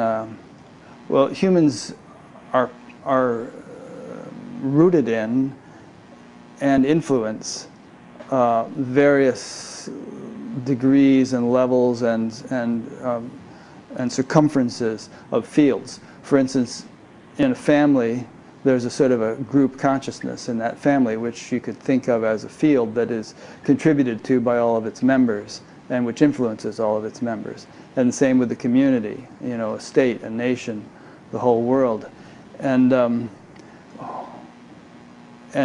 just as in, let's say, the atmosphere of a cloud, enough static electricity accumulates in that field to result in a sort of an imbalance between positive and negative forces, and lightning strikes in order to neutralize it. I think that there can be a building up of tensions, of negativity, and so on in all these other types of fields I just mentioned: family, national, global, and so on. And often, when we see an outbreak of strife in a family or war among nations and so on, it's kind of like the lightning effect of neutralizing the accumulated tension or stress or negativity in that field. And but in the same vein, we can do something which Patanjali recommends in the Yoga Sutras, which is avert the danger which has not yet come by neutralizing the tension that is built up in the field through meditation, various spiritual practices, and thereby perhaps circumventing the inevitability of a gross physical outbreak. In other words, we can tone it down, we can neutralize or diminish the tension that has grown in the field. I've actually participated in groups in Iran and places like that were attempting to do this. But anyway, that's enough of me talking. Go ahead and respond to what I just said. Yes. I believe the Maharishi effect that has been tested in various places. Yeah. Is evidence of this, that the violence level can be brought down, the field can be softened. Lynn McTaggart's work on the field, the intention experiments that she does, the work she did on Sri Lanka, large scale. She's done one on that she will soon have the results on in terms of softening the field. In Cleveland, bringing down the violence in Cleveland, U.S. So how the fields are interpenetrated, I do not know. I mean, we know that the important thing, one important thing, is the non-locality dimension of fields, that they are not dependent on spatial and time relations the same way that material reality is. Sure, and we see that when we turn on the radio, you know? I mean, it's just we're seeing that the electromagnetic field is carrying a signal from perhaps 100 miles away and playing it on our radio. So and we can't see that field, but the radio can see it, so to speak, and transmit the influence that's being propagated through that field and turn it into music. Yes. So we have this non-locality, and we have memory. We know that now electrons that meet and spin together seem to potentiate back when that spin is recalled. So just think of all of your journey through spinning electrons that have spun through you and your family and others, and the interfoliation, interconnectivity, interpenetration that creates the resonance where we get synchronicities and we get extraordinary things that happen. I encourage people to read the book if they're interested in a major event that happened to me in Bolinas. Oh, I want you to tell that story, actually. You can tell it now if you want, or we can come back to it, whichever you prefer. I'll tell it quickly, but yeah. I was on my way to a spiritual heart of service meeting in Kalamazoo. When I got to Chicago, they canceled it because of snow. I came back, took the day off work, and went out to Bolinas. And here, from the get-go, you begin to see massive levels of field connectivity. I've also written about this in an essay that is coming out in a book by Ervin Laszlo early next year on spiritual insight and scientific insight. That I was going to meditate at the Commonweal Institute above the plateau above Salinas, but I went into the town, got out of my car, and this house seemed to dance at me, just seemed to call. I went over, and this inner voice said, "Go inside and introduce yourself." And my feet took me running in the other direction, and my rational mind said, "You joking? You get arrested for that. I mean, what are you going to say?" And then there it is again, Meher Baba's formula: intuition first. Stopped strong intuition for whatever reasons beyond the rational mind. It was the right thing to do. I went in the gate, up the path. The door of the house was a glass door. I knocked on the door.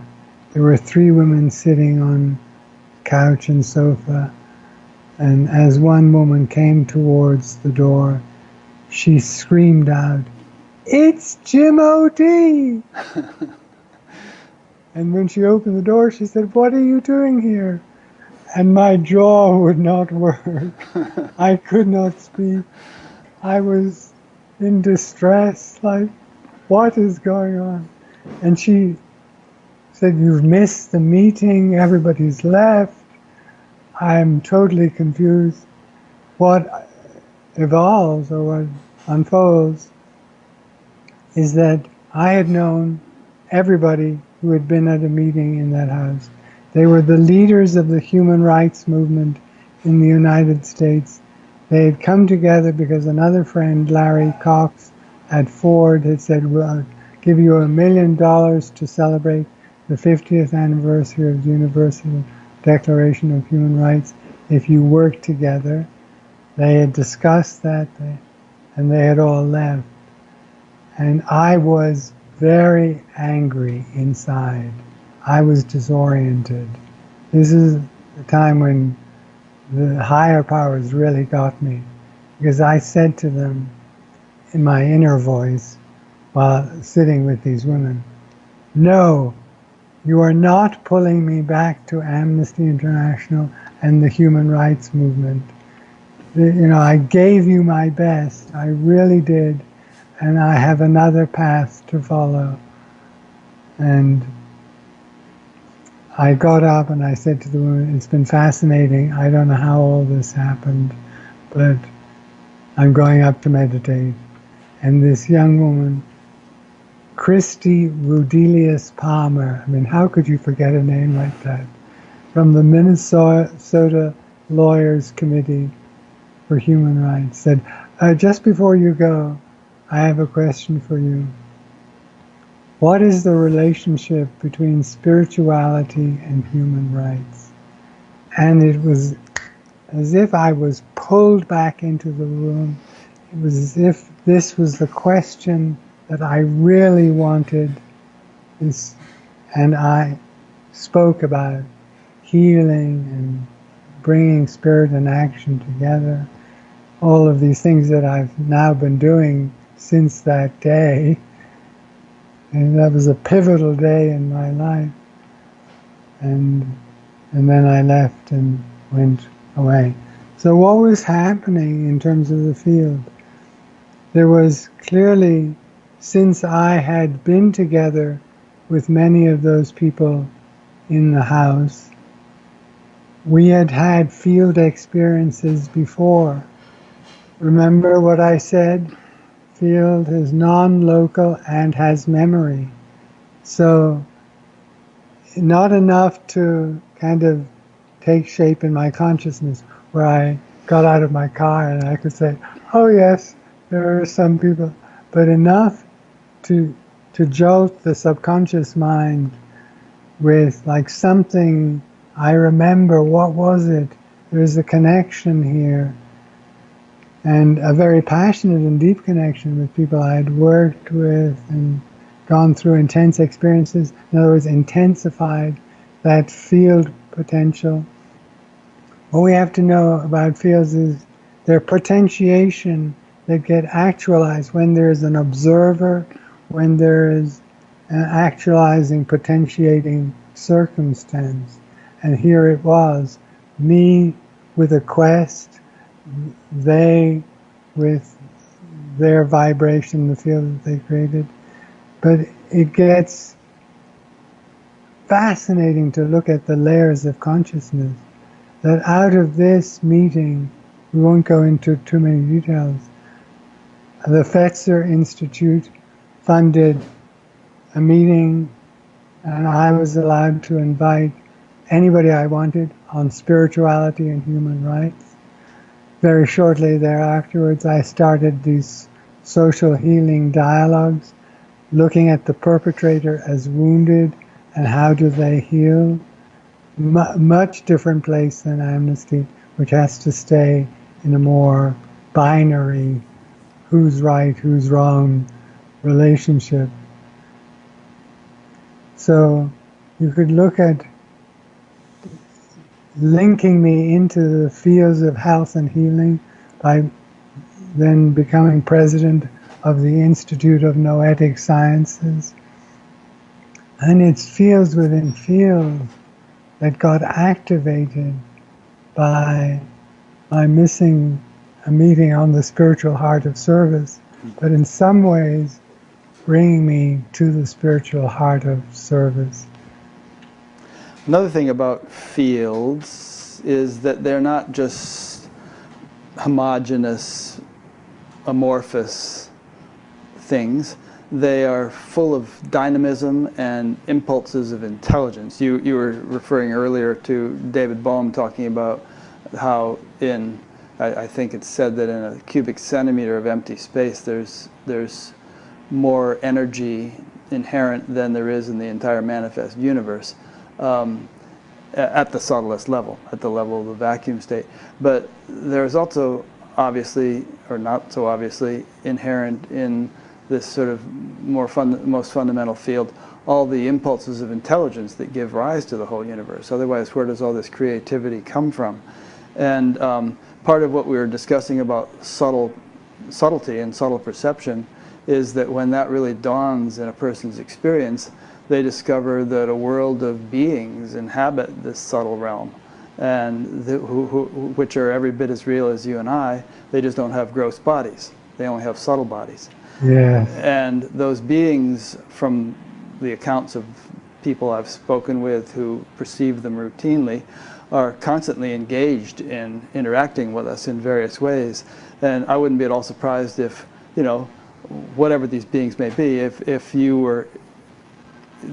many of the intuitions we have are actually promptings from them. So, you know, the desire to go up to Bolinas, the desire, you know, that voice in your head that said, go back to this house, could be this little angel on your shoulder saying, James, this is what you're supposed to do, because they have a kind of a broader vision of the whole course of events and interconnectedness of everything than we do, and can guide us if we're open to that guidance. Yes, I fully agree with that, in that sense that in the earlier parts of the subtle realms, you know, these beings are very much identifiable as beings themselves, just as you so clearly said, without bodies. Without gross bodies. They still have subtle bodies. Right. Right. But are interconnected in a more conscious, facile way than we are. You know, we are interconnected. We know we're interconnected. Right. We're finding ways to, in systems thinking and in our communal development, acknowledge that interdependence. But if we could lift the veil, we would see how vast that interconnection and interpenetration of realities is. Mm. And it goes back to bringing these realms together. That thought that they need to be, they are in potential form that need to be actualized. So a willing heart, an open heart, a meditative state is not about somatic relaxation and taking it easy and having a nice time. It is to be receptive, not passive, to be receptive vehicles of these subtle powers radiating through that really can be an enormous resource in the evolution of humanity. And that leads us to the tantalizing question of, are we a new species in development? When Meher Baba and Teilhard de Chardin and Sri Aurobindo and many others say a new humanity will emerge, a new humanity that experiences love, that knows love not as any form of forcing or coercion, but as the force, as the state that can spontaneously connect being to being, that we will illuminate as a species.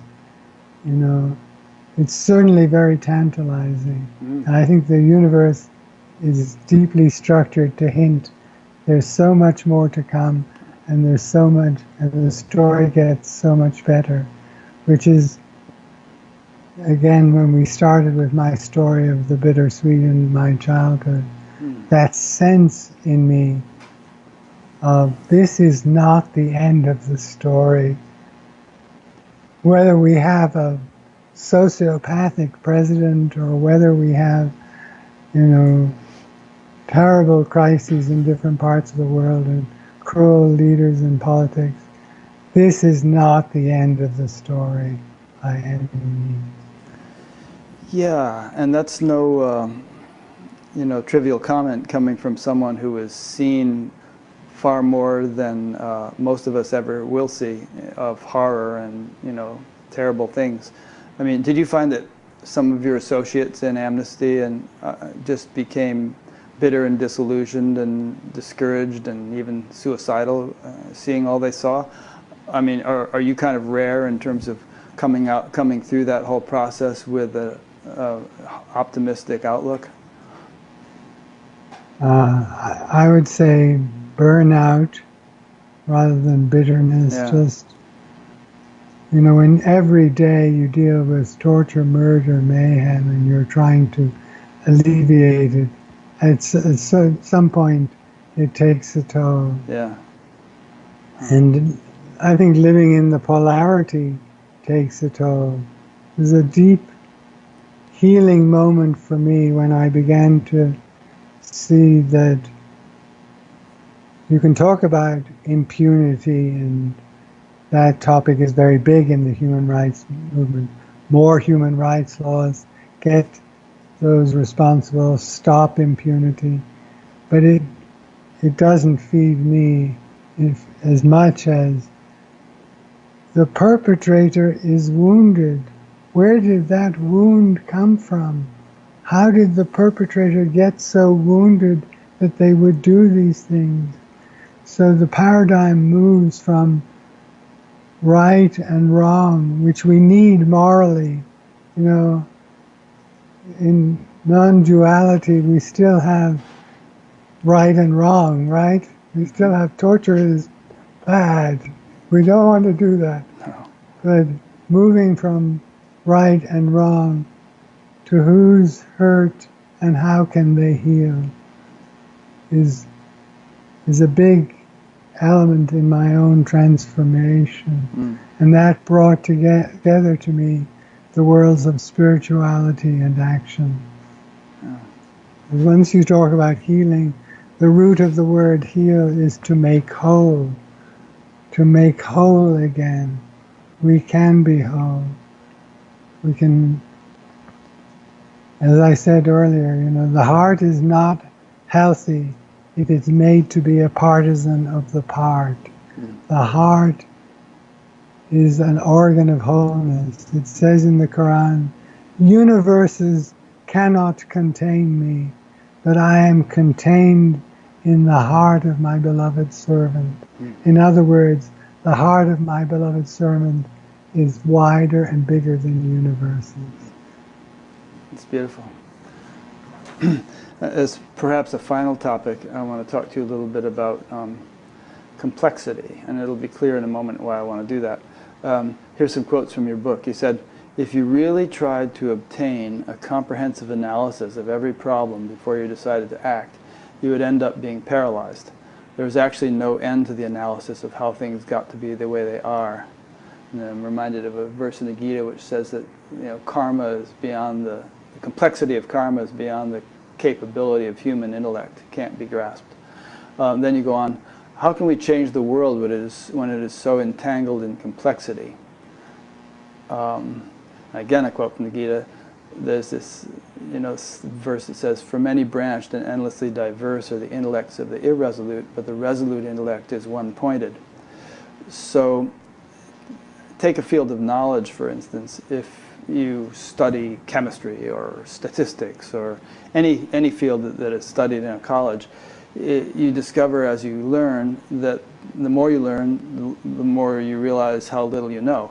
It's as if the ignorance increases faster than the knowledge does as you study, and you realize that you could not possibly incorporate all knowledge within your awareness because it's just too vast and complex, and you have to specialize, you know, more and more and more specifically, more precisely as you advance in your learning. But you know, the saints and sages talk about, you know, what they might call the simplest form of awareness, that which is the home of all knowledge, that which from which all the branches of knowledge spring, and to which they ultimately, in which they ultimately merge. And kind of like the way the spokes of a wheel, you know, they seem real complex if you're out on one of the spokes, but if you get back to the hub, you see that all the spokes emerge from that hub. So the reason I'm saying all this Well, here's a bit more. I'll read a bit more from you before letting you respond. You said, take away this noisy and opinionated mind and you create a vacuum into which the energy of the universe will flow in an orderly and coherent way. Rather than setting out to fix things, we need to cooperate with a masterfully creative universe by getting out of its way. When we switch from ego to witness, we become so much more receptive to the creative agency of a universe ready to help us transform, and it is in that state of receptivity that epiphanies occur and synchronicities abound. So, the reason I wanted to set the stage with that is that as an activist, as a head of Amnesty in Washington and so on, you must have often felt frustrated by the political complexities and cultural complexities and clashes that seems so intractable, so hard to sort out.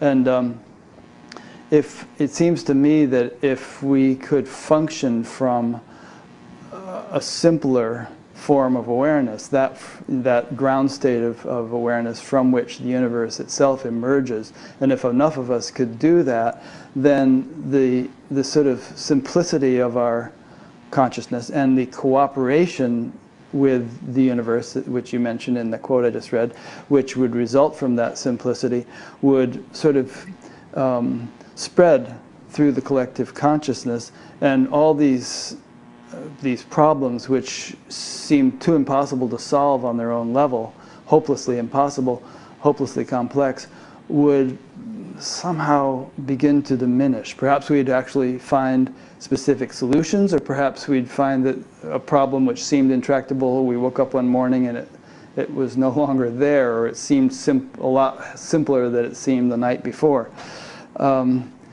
So kind of in my own course of life, when I was back in the late 60s, early 70s, and everyone was protesting and all, and I had learned to meditate, I was thinking, well, that's fine for them, but I think I'm going to try to take as my approach consciousness and explore that, and hopefully my exploration of that will enable me to contribute to the world in a way which will bring about peace from a more fundamental level, which is not for a moment to diminish what you've done, because I completely honor it and I think it's essential, and I feel a little ashamed that sometimes that it didn't take a more active course. But I think what you've gotten to in your life and your understanding is that a marrying of the two is in order, and that one without the other, development of consciousness without compassionate action in the world, or vice versa, is just not going to make it. It's like you can't really walk without two legs, and those are the two legs. So please comment on all that. And it kind of relates to what you said a minute ago about your optimism that a better time is coming. I think a better time is coming because of that sort of more full-bodied approach of spirituality and then the translation of that spiritual development into compassionate action. Well, I first have to acknowledge you as a teacher here, because that was a beautiful riff that you just gave. I get inspired every now and then. Thank you. No, I think you said a lot. There isn't a lot to add. There is that contemplation that Thomas Merton has, that trying to solve every problem, the kind of frenetic part of the activist, is a form of violence. It's a form of violence to the self, trying to run at every problem in the world and think that you can just throw more energy at it and be the savior is really violent in its core. Oh, so, and there's also that quote attributed to Einstein about trying to solve problems from the level of consciousness at which they were created is not going to work. Yeah. Right. That complexity is hugely terrifying to me, because I've experienced it. I experienced it in the Iraq War, and having testified in Congress about how brutal Saddam Hussein was, and then have the administration get up and say, we don't acknowledge a pattern of gross human rights violations in Iraq, and then 3 months later say he was the butcher of Baghdad and we needed, how do you stop a force like that? There's existential crises that are created by the level of complexity, and it's only gotten deeper.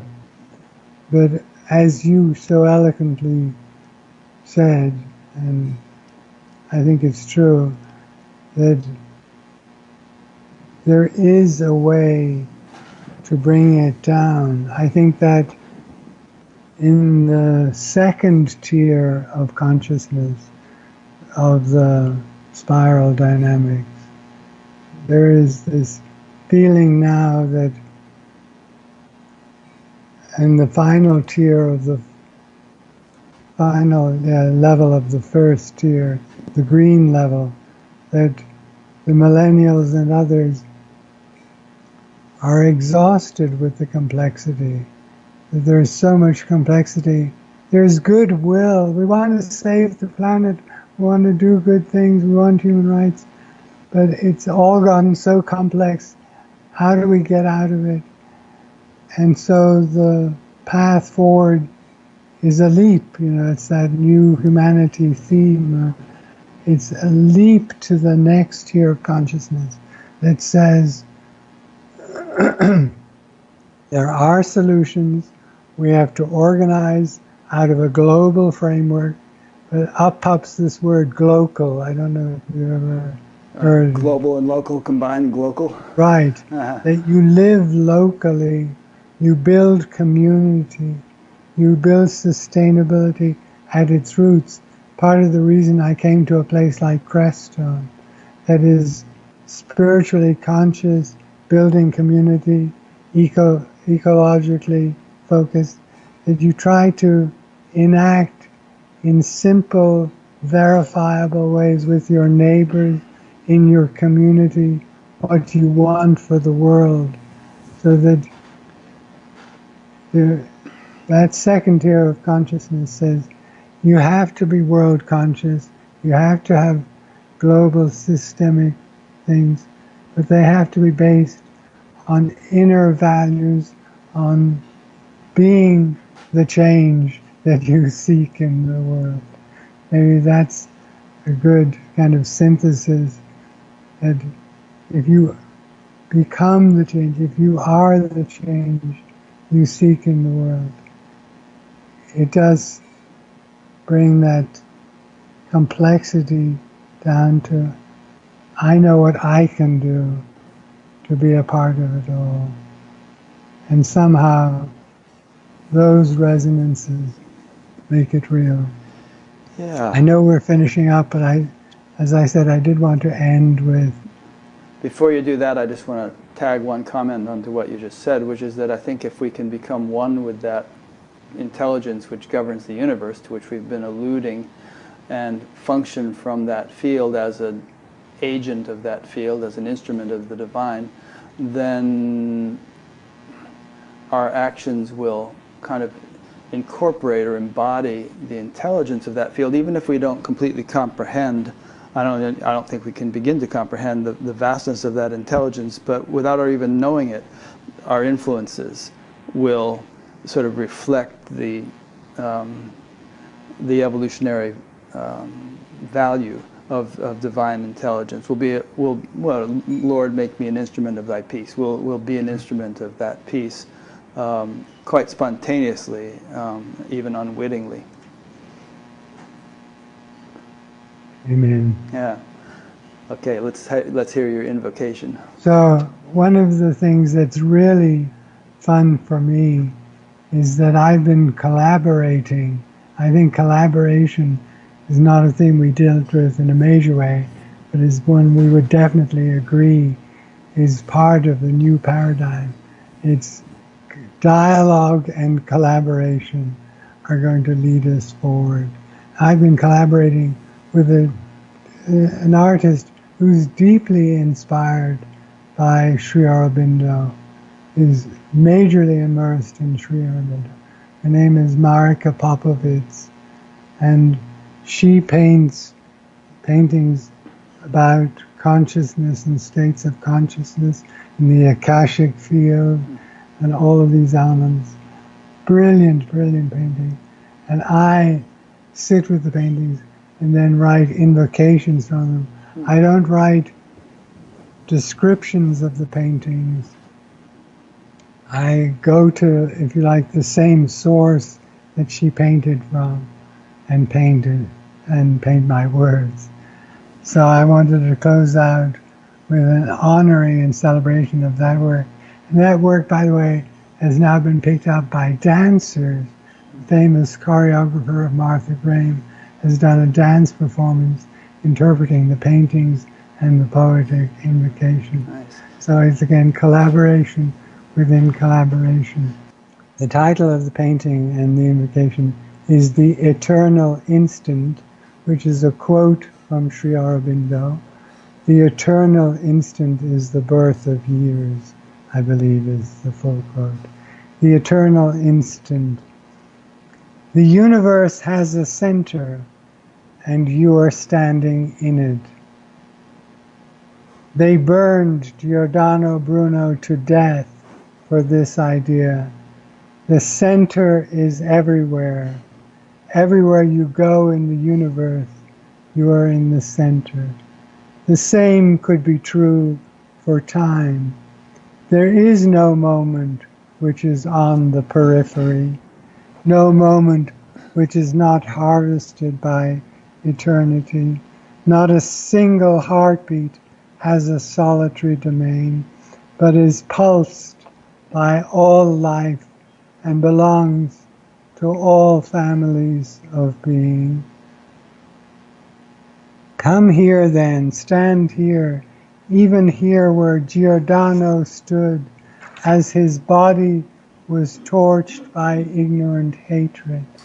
He stood wide open to immortal truth, knowing that time's masks of past and future melt in the fire of the eternal instant. Stand here in the burning center of your own imagination and see the infinite rhythms, brilliant flourishes, and subtle dimensions of time's masterful illusion, all orchestrated for you to come alive, for you to offer your own gift to eternity, to sharpen the convergence of every instant of your existence, where inner and outer conjoin to vivify body and soul, and dissolve every grasping achievement of minutes, days, and years, until all that is left is the luminous essence of your true self, glowing, forever glowing, with the freshness of a new dawn and a new day to rise up and greet your immortal destiny. Thank you so much for the time with you. Oh, thank you. You are such a brilliant listener. You create such a deep field of resonance. It's really been wonderful to spend time. Well, it's been an honor spending time with you and preparing for this interview. I feel blessed, and it's been a very profound experience for me just having this conversation with you. So I'm really grateful. Thank you. Thank you.